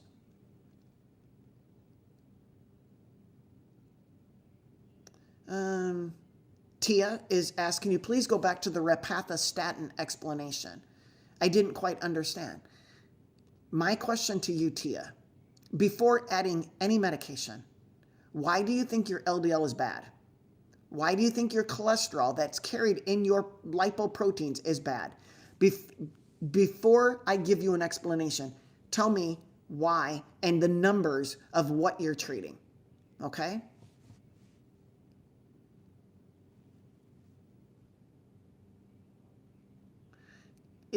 Murray says, is an LDL of 58 for a 65-year-old ever healthy?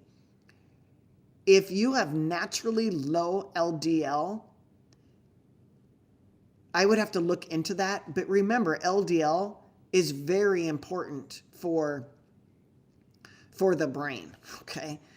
And for cell membranes. So I would want to know, is that person on something that's lowering the LDL? Are they not eating any saturated fat? What is their diet like? I mean, it could be just an all vegan diet and they're just eating plants.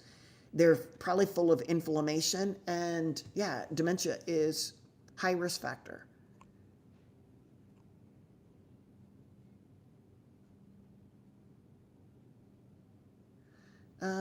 Lucy says, how can someone not overweight, always lift weights, and do cardiovascular exercises get those vein thromboses behind the knee? You mean varicosities? Not thromboses. Are you talking about a varicosity behind the knee? When we get varicose veins, those veins are damaged. The musculature of them are damaged. They're brittle. The valves break easily. They happen, that's from age, it's from hormones, it's from iron overload. There's a lot of things that can cause varicose veins, okay? Simple pressure, but hormones is a big thing.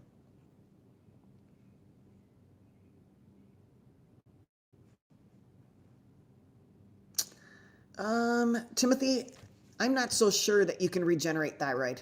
I'm not so sure that once it's gone, it's gone. Yeah, they did that radioactive iodine because people had goiter, and they had goiter because they didn't have any iodine. So you radioactively burned up your thyroid to make it not hyperthyroid anymore. Imagine all you had to do was give yourself some iodine and the topic would have been resolved. But no, I don't know if you can take back what you've done. Sweet and Kind says, my LDL is borderline. Borderline what? What is borderline? Why is there even a level that we're watching? So you're borderline. You ask all the time, could this become diabetes? And they constantly say no, but I feel like something is happening that's affecting my energy, muscles, and mobility. Then, Sweet and Kind, you need to get an insulin level. You need to get an A1C level. You need to get an LDL level, a triglyceride level, an HDL level. You need to get a CRP, high sensitive CRP. You need to get a uric acid level. There's a lot of levels you need to get, sweet and kind. It sounds like your doctor is just dismissing you. And yeah, you get diabetes from having high VLDL, from having high trigs, from having high insulin, from having high blood sugar. That's the trickle down effect right there.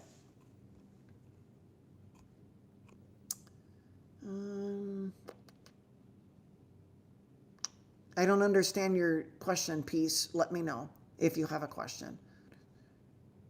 What is the first step to reverse fatty liver disease? Lower your insulin level. Lower your insulin level down to normal, 3 to 5.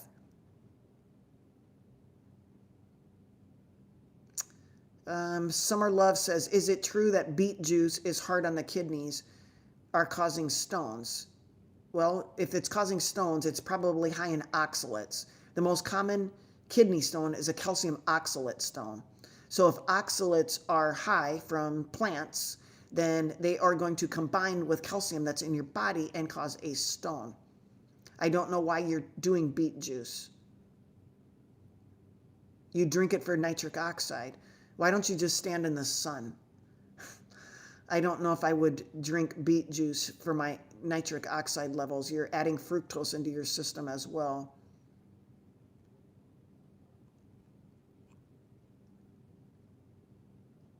Lucy says, this is what confuses me. Triglycerides are 48, insulin 4, A1C is 5.7. I need a new blood work done. Your blood cells are probably living longer, Lucy. So with levels like that, your red blood cells have a longer half-life. So they're not dying. They're staying around longer. And they have a tendency to glycate. And that's not bad. So your A1C is standardly probably normal, okay? RM, thanks for being here. My 2 blue shields are here. I appreciate that.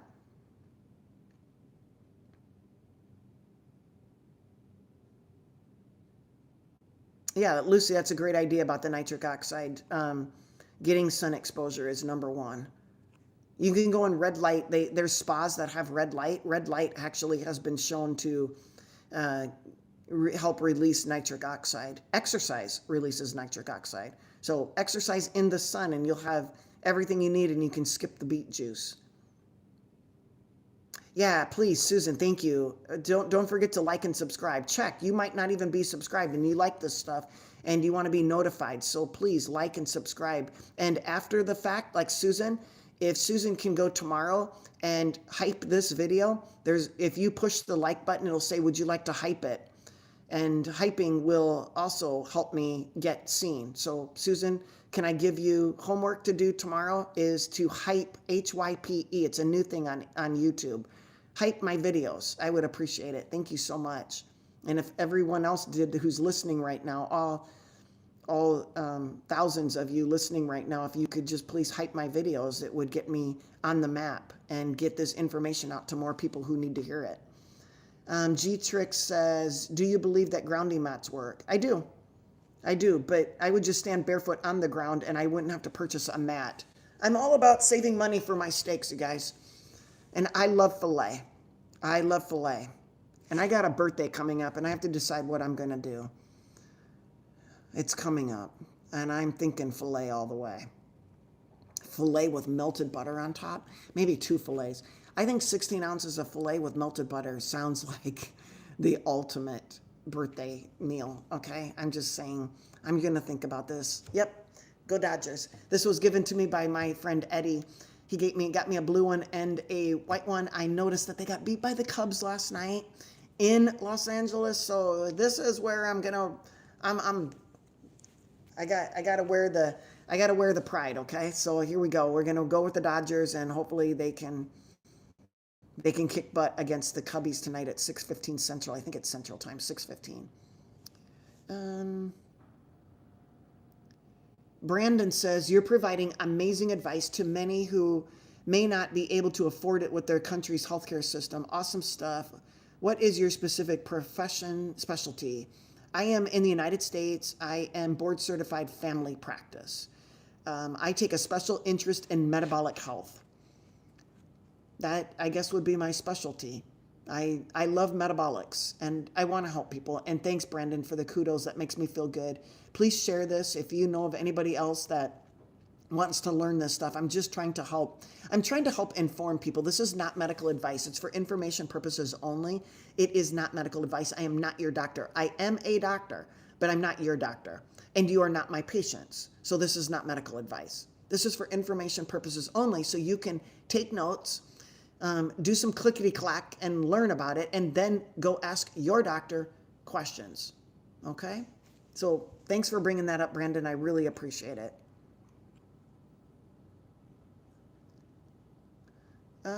I read that low vitamin C causes bleeding gums, among other things. Summer, you need extensive blood work, okay? All right.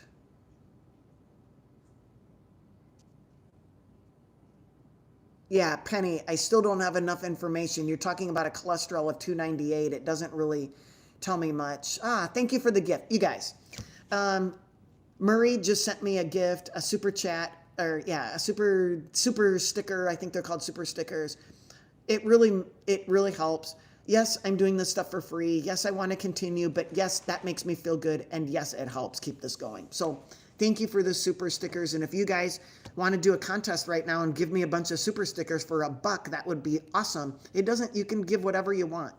$10, $5, $1, 99 cents. I think they have just a super sticker. It just helps this go around, and it tells me that you like the information. There's RM. RM just gave me 100. Thank you. So keep it going, you guys, if you can. I'm not begging you, but I do appreciate it. I do appreciate it, okay? It makes me, makes me feel kind of like I'm wanted, and you guys are learning something. That makes me feel good. I'm human. Susie says, can you talk about thyroid? I've been on medication for a couple of years. I can if you ask me a question. I don't, Thank you, RM. You're very kind. I appreciate that. Let's see. I have varicose veins and I have stripped and ablated them over the last 20 years. I have some that have returned, wondering if and what I can do again. It was something like that. Thank you, mister. I appreciate it. You guys are awesome over there on YouTube. I really appreciate all the little super stickers. You guys are making my day. It makes me smile. Thank you. Let's see.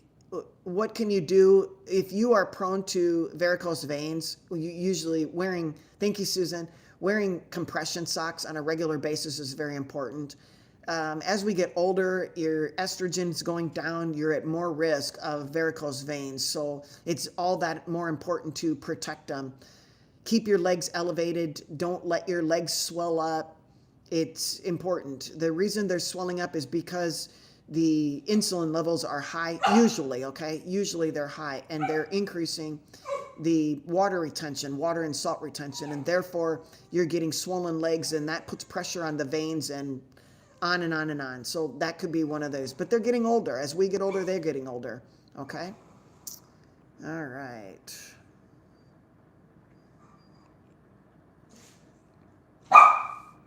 Heidi was given by her doctor Wellbutrin for weight loss. What are your thoughts? I don't know what the mechanism would be. They're treating you for a dopamine. That's a dopamine agonist. And yeah, Heidi, you're just taking medications to manipulate your neurotransmitters in your brain. If you want, we can discuss it, but I don't like giving medications for things that we're doing to our body. And it starts with our food addiction. So they're just going to give you a pill for your food addiction. And I think that's wrong. I think they should talk to you about it, and they should send you to somebody who can talk to you about your food addictions. I don't know if you have a food addiction, but I'm guessing that's why they put you on Wellbutrin.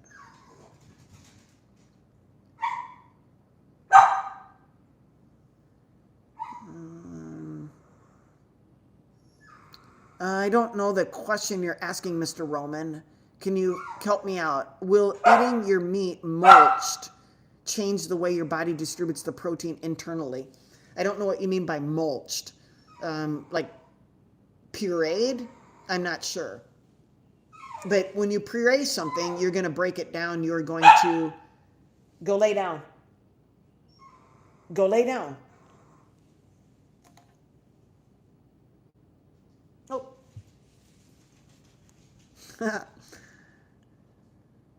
Okay.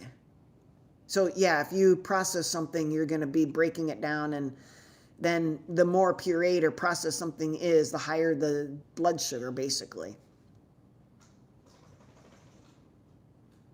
Phyllis says, I've been told that my A1C is 6.1 and they want me on metformin, but I would like to not take it and get it down quicker. What do you think a clean keto diet would help me? Absolutely. The reason your blood sugar is high is because you have carbohydrate toxicity. You have too much carbohydrate blood sugar in your body.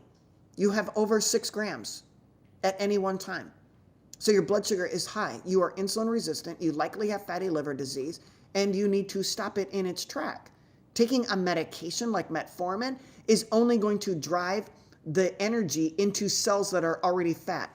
How would you like to be stuffed and you close your mouth and somebody, your neighbor, your friend, your family member sitting at the table, props open your mouth and jams in more food? How would you feel? Well, that's what a cell is feeling like when you give it metformin. It's full, it doesn't want anymore. It closed its trap doors, your mouth, their mouth, and you say, I'm just going to give you metformin because I want to treat a number of blood sugar in your bloodstream, and I'm going to destroy the cells in the meantime. I'm going to cause them just to burst open, releasing cytokines, causing more inflammation, damaging the arteries, increasing your risk of heart disease.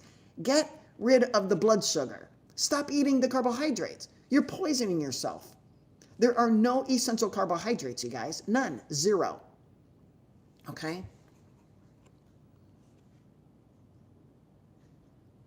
Yep, I'm summer, I understand. I'm in Iowa. The sun is still out. I still go out with my skin on my face exposed. Even if it gets into my eyeballs, I'm going to release nitric oxide.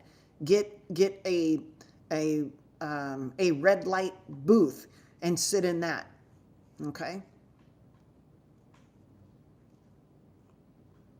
Thank you, sweet and kind. I appreciate that. Thanks for listening. Please share them. Share them to your story. Repost them, do all that. That helps me get out there, okay? Now, I don't know if I want to. You guys, I'm just trying to help the 30,000 people who are followers of mine. If people want to join, great. But at least I'm helping. If I just help one person, it means the world to me. But if I help 30,000, 100,000, I mean, look at people like Dr. Barry or Dr. Berg. Even if you don't agree with everything they say, they're helping millions of people. They have like 3 million, 10 million followers. That is, I mean, is that amazing or what? I don't know. I don't know if that's amazing or not. What do you guys think? Susie, I don't know what's going on with your thyroid to answer your question. I don't know whether you should stay on medicines or not. I don't know what's going on. Tia says, what can I eat when I get a sugar craving? You get a sugar craving because you keep feeding the craving. Stop feeding the craving. Go through withdrawal. It'll help you. Overall, it will help you. You go through withdrawal. You're withdrawing from a drug. You're on a drug, Tia. A very strong one. All right? You're on a strong drug. It's called sugar. And you just keep feeding it. When you go into withdrawal, you give it more. Well, how am I going to block the craving? Block the craving. Just stop. Take some ketones. Take some exogenous ketones. That might help you. But yeah, you got to stop. You're poisoning yourself, Tia. That's all I can say. Yes, Suzanne, the low estrogen can increase your risk of varicose veins. It was protective and now it's not. Yeah, wear compression socks. Maybe think about sclerotherapy and see if that would help. Staying keto, xanthelasma on the eye. I believe that is cholesterol. What is your cholesterol levels? Okay, I don't know. What is your cholesterol levels? If you're keto, are you carnivore? Are you eating a lot of saturated fat? You need to look into some things. Keep your legs elevated, Suzanne. All right. Yeah, lift weights, Lucy. The muscle is your organ of longevity. It will, even if you eat a little bit of sugar, if you guys are eating a little bit of sugar, if you have more muscles, the muscles act like a sponge. They'll take it up. That's an energy source. It'll do great on ketones. But if you're going to continue to eat sugar, lift some weights. Two, again, I would start and listen to this whole live stream from the very beginning, staying keto. But I would need to learn more about what's going on and what your diet. On a carnivore, you likely are consuming, in your case, too much saturated fat, and you need to back it off and add in some monounsaturated fat. David, do you discuss thyroid on your consults? I do. All numbers are great, but thyroglobulin antibodies are very high. So you have Hashimoto's, and Hashimoto's is an inflammatory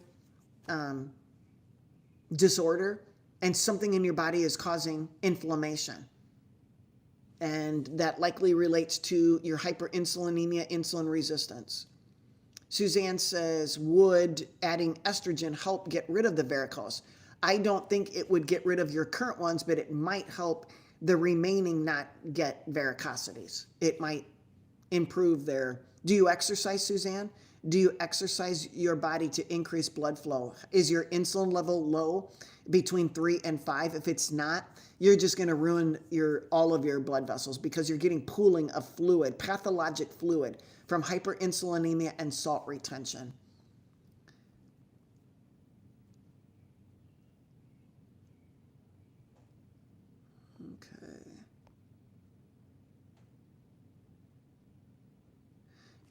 RM says, Dr. Jensen, what if someone wants to be your patient? I don't take any patients. I do consultations, but I am not your doctor and you are not my patient. It's for information purposes only. I do not give medical advice. But yes, you can email me at ironladydoc@AOL.com. ironladydoc@AOL.com. I do not have Gmail. I do not have Gmail.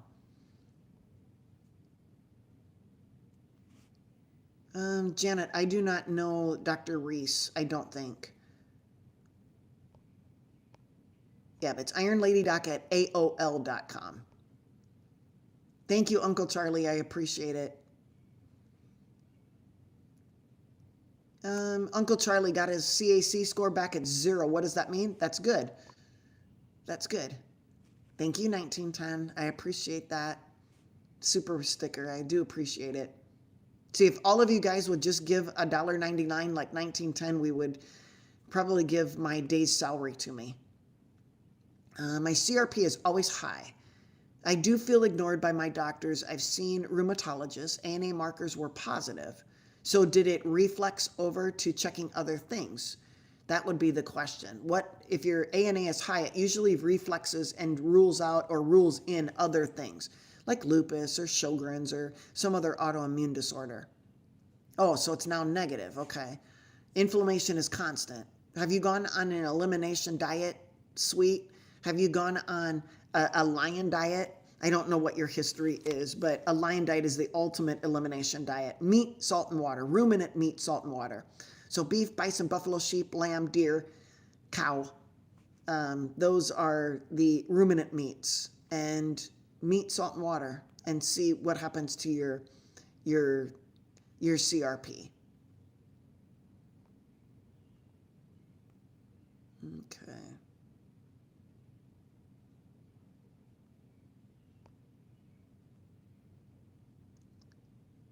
Yeah, Mr. Roman, is there a reason why you're pureeing everything? RM, he is actually out in his kennel because I like to keep it quiet in here. So today I put him in his kennel, and he is being such a good boy.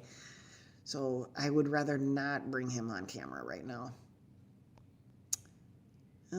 Heidi does not have a food addiction. Okay. Becoming a scientist recently has been stressful to my mental health. I'm sorry to hear that.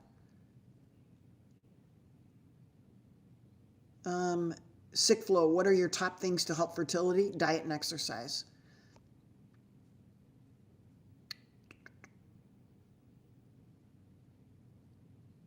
Jack says, yes, Barry is an amazing doctor. Yeah. Summer says, I appreciate the help from you. I'm so nervous with the conventional medicine now because I never get answers. So I absolutely appreciate you. You're very welcome, Summer. Thanks for, thanks for being here. Yeah, that's a good thing, Ron. I do the exact same thing. So when I get a craving, like say I want a craving of sugar and I know I'll avoid it, but if I put a little bit of grass-fed butter and some salt in my mouth, within 20 minutes, it's gone. My craving is gone. Jay Peterson or Jay Peters, I'm not sure. I think you know the verdict on that, but we'll let you tell us what your verdict is.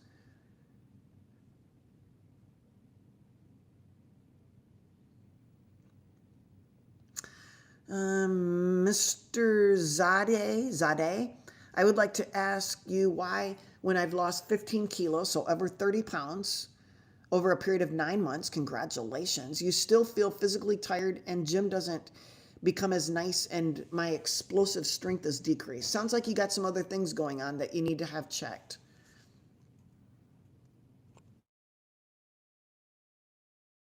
Thank you, thank you. You have made my year. Finally, someone who has confirmed my thoughts about metformin.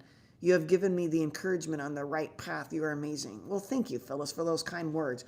And honestly, Phyllis, there's probably a time and a place for metformin, but we have to know that metformin is also a mitochondrial toxin, especially when we exercise. Exercise and metformin is doing a disservice to our mitochondria inside our cells, and that is tough.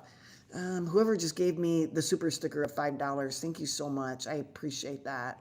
Let me see. I don't know how to look, but I'll get to it, and I appreciate that. Thank you. I don't know if does it look like Susan? I'm not sure.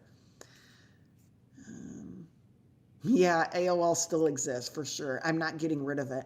I was the first one to get AOL back in 1990. I was the first person. No, I'm just kidding. I was one of the first people to get AOL. When dial-up computers were started, I didn't even have a computer.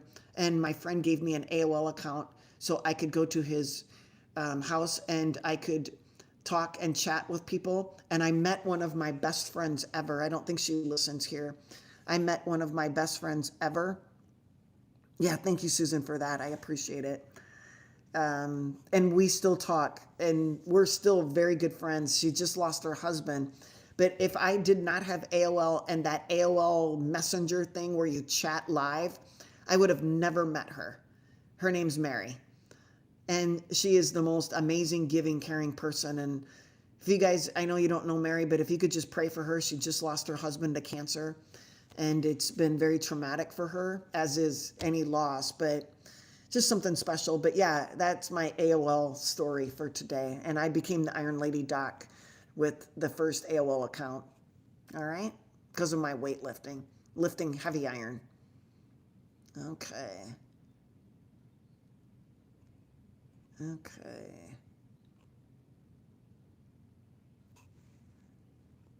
Thank you, Mr. Zeta. Thank you. I appreciate it.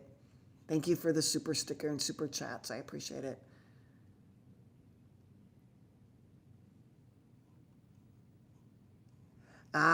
So then, Mr. Roman, you just got to do what you got to do. But you're getting in your meat, eat the eggs, scramble them, whatever it takes. Do whatever you can. You're on the right track. So you know how, if you got to get that consumed, that's how you're going to do it. You're going to eat the meat any way you can. If you have to puree it and make pate, make pate. Lucia, peanut butter cravings are very common. Summer says, are you using Celtic salt? I do, but maybe not as much as I used to. I use Baja Gold, BAJA, and I use Diamond, and I use Jacobson's kosher salt. Those are my favorite. Jacobson's is my favorite all time. Yeah, I think there's a validity to the vagus nerve. Our vagus nerve is so important, and he needs to be relaxed. He needs to be relaxed, and we are such an uppity, uptight, modern society that we are causing our own problems. Our sympathetic nervous system is in overdrive. We're in chronic sympathetic overdrive, and we are causing a lot of our own chronic diseases. And by doing vagus nerve, vagal tone exercises, increasing parasympathetic tone is very important. If you are a stressed out person, you need to increase parasympathetic tone and decrease sympathetic tone. All right? Okay. Oh, you're very welcome, Jay Peters. Oh, really, Jack? Thank you for telling me. But, maybe we'll just have to watch and see and allow the blue wrenches to take care of it. Thanks, Jack, for the heads up.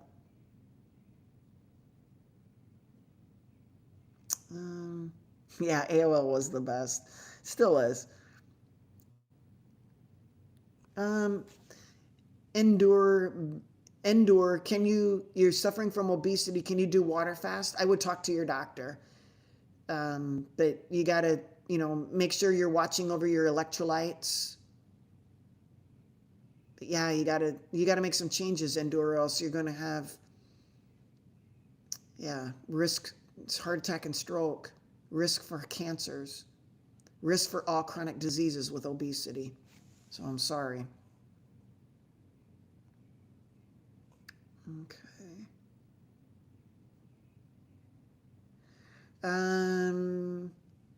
Pantalaimon says, if somebody has a constant high level of homocysteine, what do you do about it? Check a B12, check a folate, get a B6, and get an MTHFR.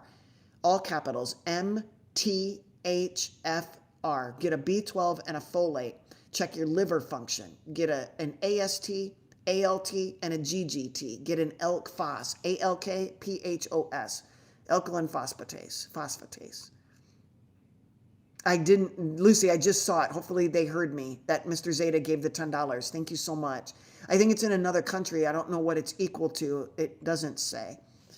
But thank you, Lucy, for taking care of that. I did not recognize that. So I appreciate that. It's unfortunate. Thank you, Jack and Lucy, for taking care of me. You're watching out for things that I can't really see. I'm just trying to read these questions.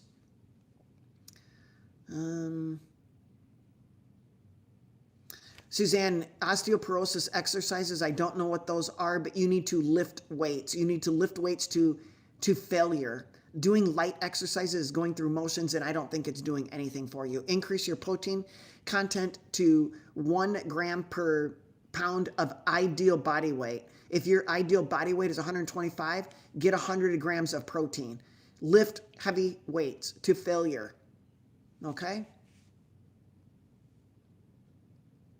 MTHF is positive, homocysteine is high.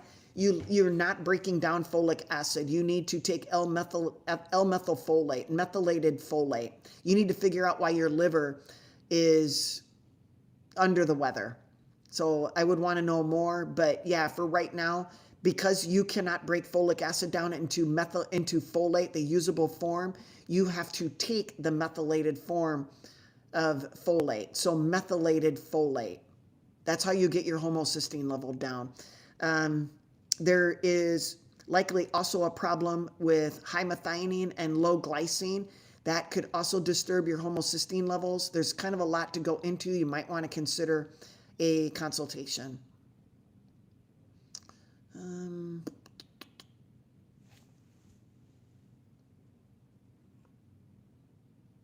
Okay, let me make sure. Some people just have a high ANA, G, and you just watch it, okay? Like, it's high one time and or positive one time, negative another, but make sure that your rheumatologist has gone over all the reflexes, reflex into lupus or Sjogren's or any other autoimmune disorder, okay? A low inflammatory diet is in your best interest. Tia, what is your thought on glycemic index diets? So I think it's relative, but for me, why even mess with trying to figure out glycemic index when you have a problem? Now, if you have fatty liver disease and you take your high glycemic index foods to a low glycemic index and your fatty liver goes away, then you're onto something. then you can tolerate low glycemic index foods. But if you are finding out that you're still eating a whole bunch of carbohydrates, even though they're low glycemic index, your blood sugar level is high, your insulin is high, you're getting fatty liver. So my thought on that, it doesn't matter. Just get rid of the carbs. Thank you, Mr. Zeta. I appreciate that. Thank you so much. Thank you. That it means a lot. And like I said, the $10, if it's a $1, it doesn't matter. It all adds up, you guys. It adds up at the end of the month, and I really appreciate it.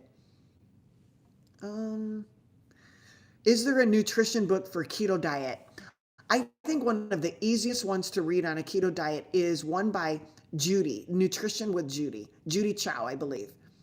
It's Nutrition with Judy. And her book is so, I think it's easy to understand, okay? So just look into that book by Judy Chow. I think it's Judy Cho, Judy Cho, CHO. Judy Cho, Nutrition with Judy. She has her own book on keto. It's pretty easy. Also, Dr. Shawn Baker has a great keto book.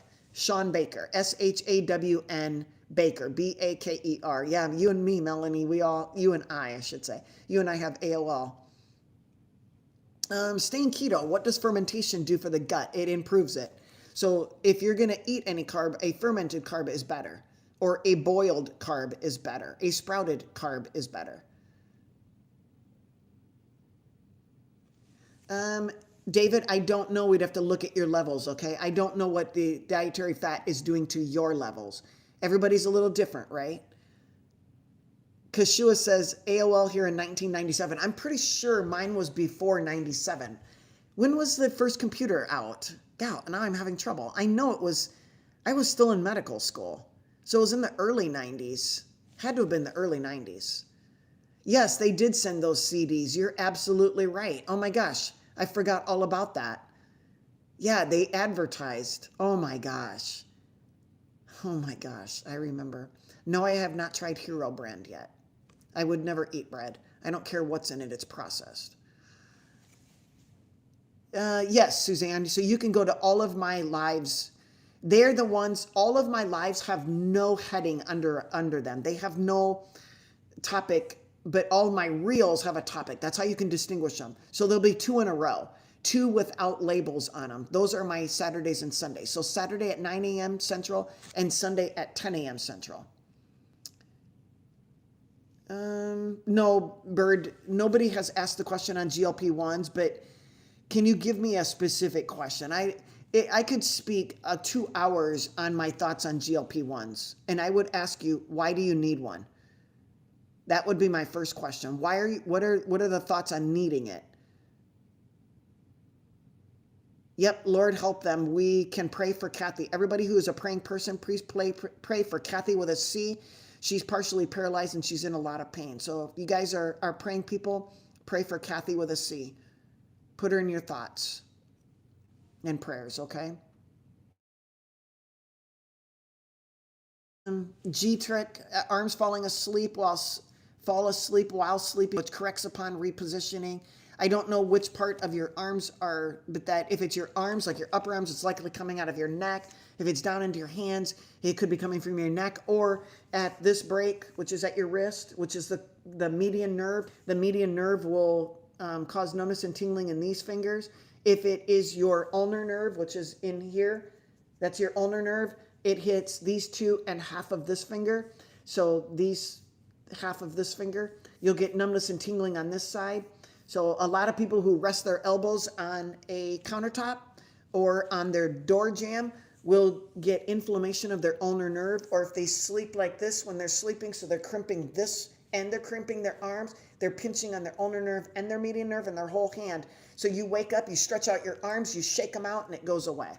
If it's your upper arms, it's likely coming out of your neck, you're crimped, or somewhere where you're pinching on your cervical nerves, wherever it's coming from. You'd have to look with an MRI or do a nerve conduction study.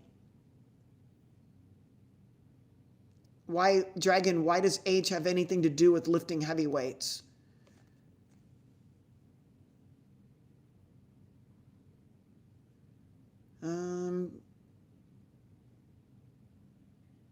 Cuisine says, what about reducing mucus? Get rid of the things that increase mucus, like dairy. Staying keto, this is going to be a topic that is going to be big. And I think we should all take a little bit of education from Dave Feldman and Nick Norwitz and learn more about lean mass hyperresponders. I think it's rare because we rarely see these people, but they're out there. And it's going to be a topic of, yeah. Dirt Nasty. Dixon has a birthday. Can you guys all wish Dixon a happy birthday today? Awesome. My birthday happens to land on a Saturday this year too. So happy birthday goes out to Dixon. Everybody say happy birthday to Dixon. I think they would appreciate that. Got my first personal computer in 1997. It was somewhere around there. It might have been, and mine was from Best Buy. It was called a e-machine. My first computer was an e-machine. It was a little e-machine. E-machine, it was what it was called. I don't know, guys, if you remember that. Your high protein is not causing your kidney disease, Tia. And Tia is praying for Kathy with a C. Thank you. Okay. Susie says, do you believe that levothyroxine is good for hypothyroidism? Or would a natural source be better? You're taking synthetic T4. Is it converting to T3 or is it converting to reverse T3? You have to know how your T4 is functioning. Okay?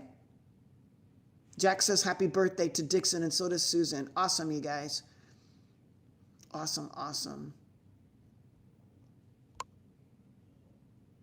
Okay. Staying Keto says CT calcium test and right upper lobe ground glass consolidation. What's your option? Get further testing. Get further testing on what ground glass crystals are showing.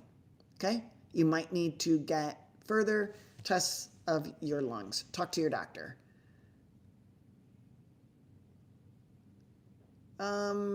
Suzanne says, I got multiple liver cysts. Why? If they're just simple cysts, did you have an ultrasound? Did you have a CT scan? What is going on with your liver that you're getting cysts? Okay? Why do we get cysts anywhere in our body? What are we missing? Why are the cysts growing that we have to have cysts form? Okay. All right, you guys, it looks like Jepson, I'm sorry, we're about ending here. Yeah, ultrasound showed that, but maybe you need to look into it deeper. You know, are the cysts found, are they fluid filled with blood? What are they filled with? No, don't go poking. I did not say that. I didn't say poke a sleeping bear.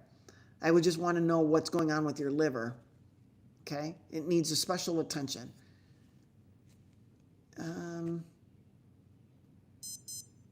Jam David.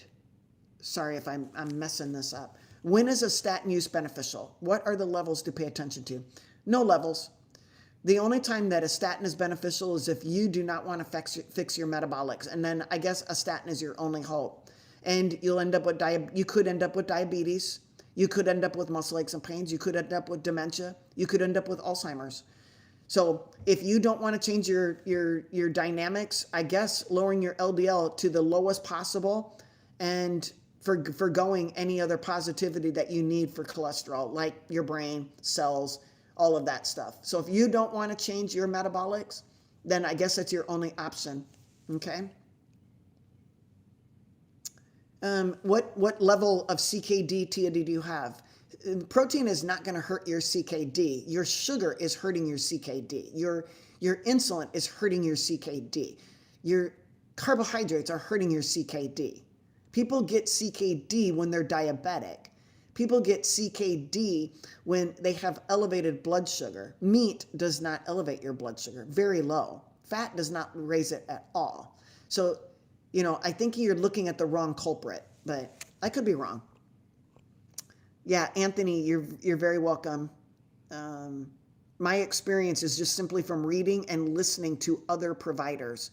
I am constantly reading and I'm constantly listening to other doctors, other providers, and many of them are in Australia. I'm surprised they're not shut down.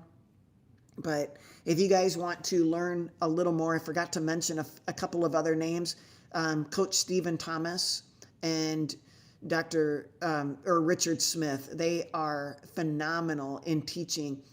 And they don't know me. I don't know them. I mean, I know them just from listening to them, and they might know me from, I don't know if they listen to me or not. I doubt it. But anyway, we don't know each other. We're worlds around the world. But Richard Smith and Coach Stephen Thomas are a brush of Brit fresh air, and I love to learn from them. I think all of us can learn from them. We can all learn from a lot of different people. We're on this journey together, you guys. We're on a journey together, and I just want to encourage you to keep learning, keep informing yourself so you can make good decisions, so you're not in decision paralysis. That's a tough position to be in, okay? Not knowing how to make a decision. And we can't make decisions because we don't have enough information. And that's why you guys are hungry for this. You're hungry for information. And that tells me that you want to take part in your own healthcare. You're tired, you're sick and tired of being medicated by your doctor and poo-pooing you and blowing everything off. You want to know more, and as you should. You know, it's almost like doctors are hiding stuff from you. Are they? Are they hiding stuff so they don't want to take the time with you, or they don't have enough time? They just want to get you in and out of the office. I mean, to me, that's almost like saying, God, if you would just die and pass away, I wouldn't have to spend so much time with you. I mean, what is it? Do they just give you a tiny little bit of information to keep you satisfied? That's kind of like love bombing. They give you a couple crumbs and keep you coming back for more. And then they just keep everything from you. I don't know what it is. I don't. I mean, I used to get in trouble because I was spending way too much time with my patients, and my nurse would come knock on the door and say, we got 10 patients waiting for us. Can you speed this along? Can we reschedule them? You know, the doctor that's pushing you out with their one hand on the door while they're asking you, is everything okay? We'll get some blood. I'll see you in 6 months. That's not the doctor you need. That's not the doctor. You're spending money on insurance, and they're getting paid to manage guidelines. Your doctor is getting paid to follow guidelines that your insurance company set up. I mean, it's crazy. All the 3-letter agencies and all the insurance companies, they're all in bed together, making up guidelines so everybody follows them, nobody gets sued, and you guys get diseases, they make money, and you guys just die, and you think it's just normal aging. And done deal. You either get cremated or you get buried in a coffin, and your family buries you and they miss you, and you're either in heaven or you're not in heaven. There's only 2 choices. So, you know, what is it? This whole healthcare, it really, it's beside myself right now. Summer, I just had one last question, please. If we can't afford grass-fed beef and farm-raised chicken, does it negatively impact our health? No, eat the grass-fed beef. And if you can't afford it, eat the grain-fed beef. Just eat the beef. Eat the cows and the deer and the bison and the buffalo and the sheep and the lamb. Eat them, okay? If you can't afford pasture-raised organic chicken eggs, get just regular chicken eggs. It's better than eating any type of processed food, seed oils, and sugar. So you're going for it. I don't always eat grass-fed meat, okay? I don't. One, I don't have a very good source around here. And 2, you know, cost is a thing. And if you can't afford it, just eat the grain. I eat grain-fed beef almost every day. I'll eat some grass-fed beef when I can find it and it's not 15 or 17 or 20 bucks a pound. I mean, $20 a pound. That's a racket. I'll eat my grain-fed beef, to be honest. You know, they're a ruminant animal, and I am not getting as much omega-6 as you think I'm getting in my system. No, I did not hear that, Lucy. Lucy says that Medicare is adding a functional medicine into their program. So CMS is going to add in functional medicine. So the functional medicine people can what? Prescribe you a whole bunch of drugs or supplements that the pharmaceutical companies own on the backside. Is there a catch to all this stuff? I say just avoid all doctors. Maybe listen to them on the internet, and that's about it. And then try to stay away from them unless you need your thumb sewed back on, or your hip replaced, or your knee replaced, or a tooth pulled, or something like that.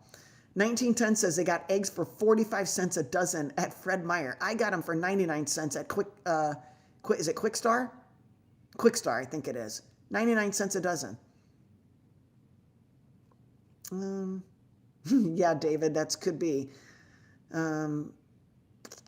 Yeah, where you wind up. Yeah. Okay. All right.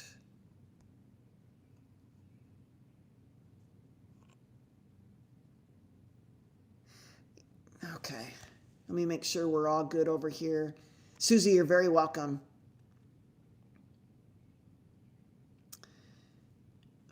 I would check all of your other labs. Make sure everything else. Could you be developing cysts from iron overload? Do you have an iodine deficiency? Do you have a thyroid problem? There's a lot of that can be, causing cysts all over your body. Yeah, Heidi, you're right. Statins do cause or increase your risk of diabetes. They decrease insulin sensitivity, which increases insulin resistance. The statin disrupts the GLUT4 receptor.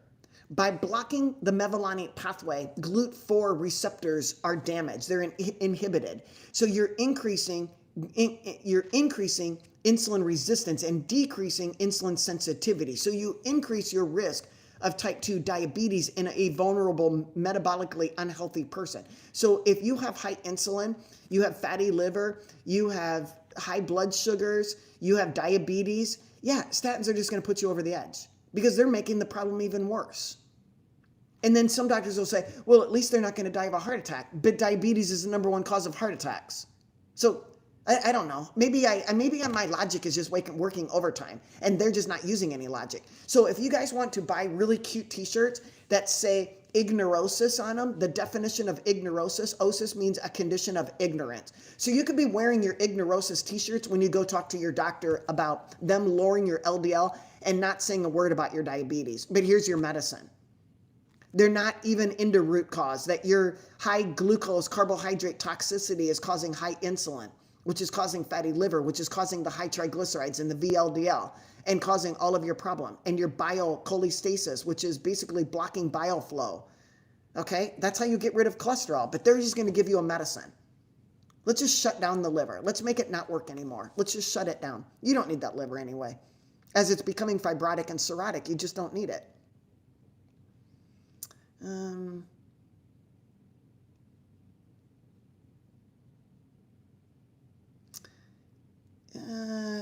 I am David. Sounds like you got a lot of questions. Maybe consider a consultation. We can go over all of this. LDL and ApoB. ApoB goes up with all particles, all LDL particles. LDL, VLDL. If you have high triglycerides, you're going to have a high ApoB. ApoB doesn't just tell you that your LDLs are high. It tells you that everything that carries a B protein, ApoB protein, is high. And it's usually a problem because high triglycerides. It's not so much even the small dense LDLs have a B protein. So you're counting everything, all the goods, all the bads, everything. So I think you need a little more information. Consider a consultation. We'll go over everything. ironladydoc@aol.com. Let's schedule a consult. Okay. Okay. Yeah, it's a business, Dre. I get it.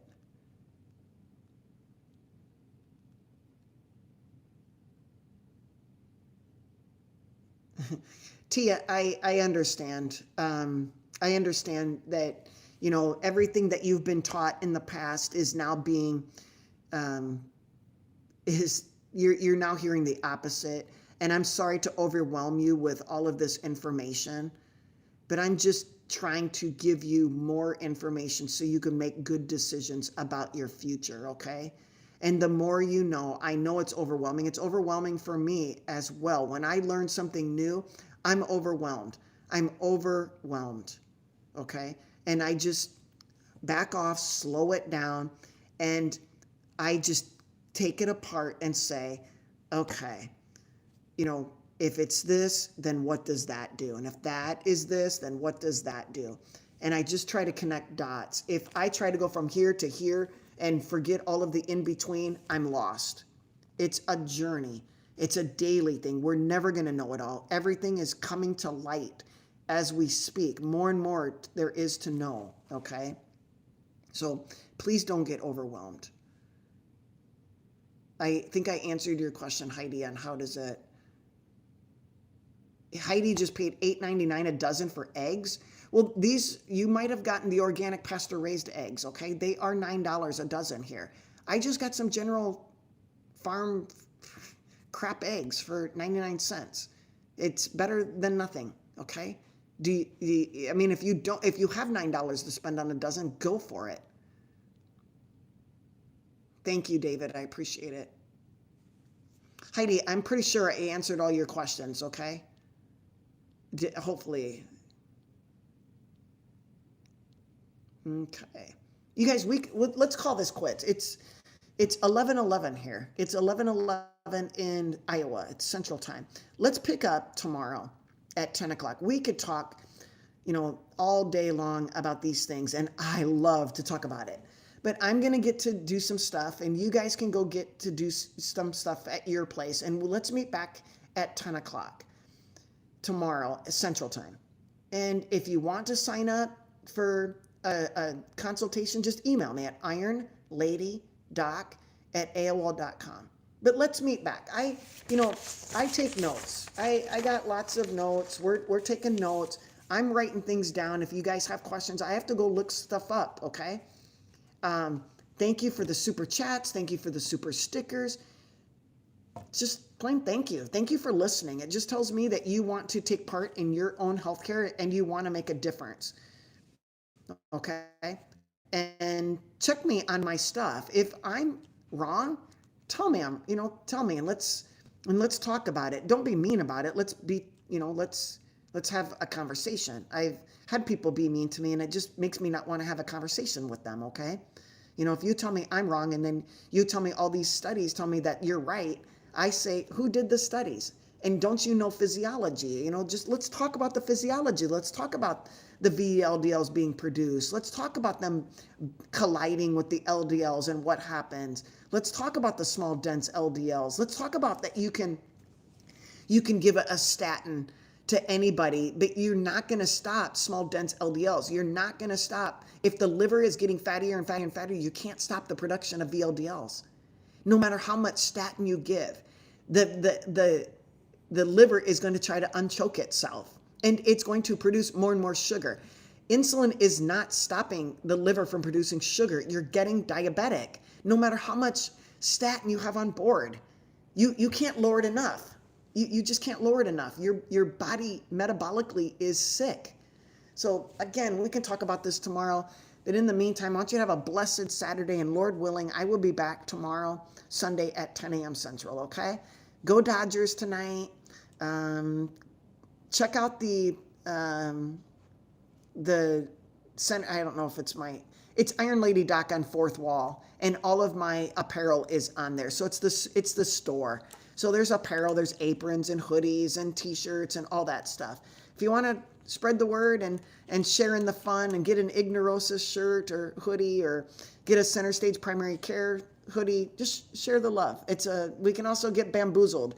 There's the Bamboozled by the Buffoonery is also a line of apparel that's on there. So you guys have a great, thank you. And you guys, back on Instagram, for those of you, I do live fundraisers on Instagram for rescue, rehab, and rehome. It's where I got my Norman Tallow.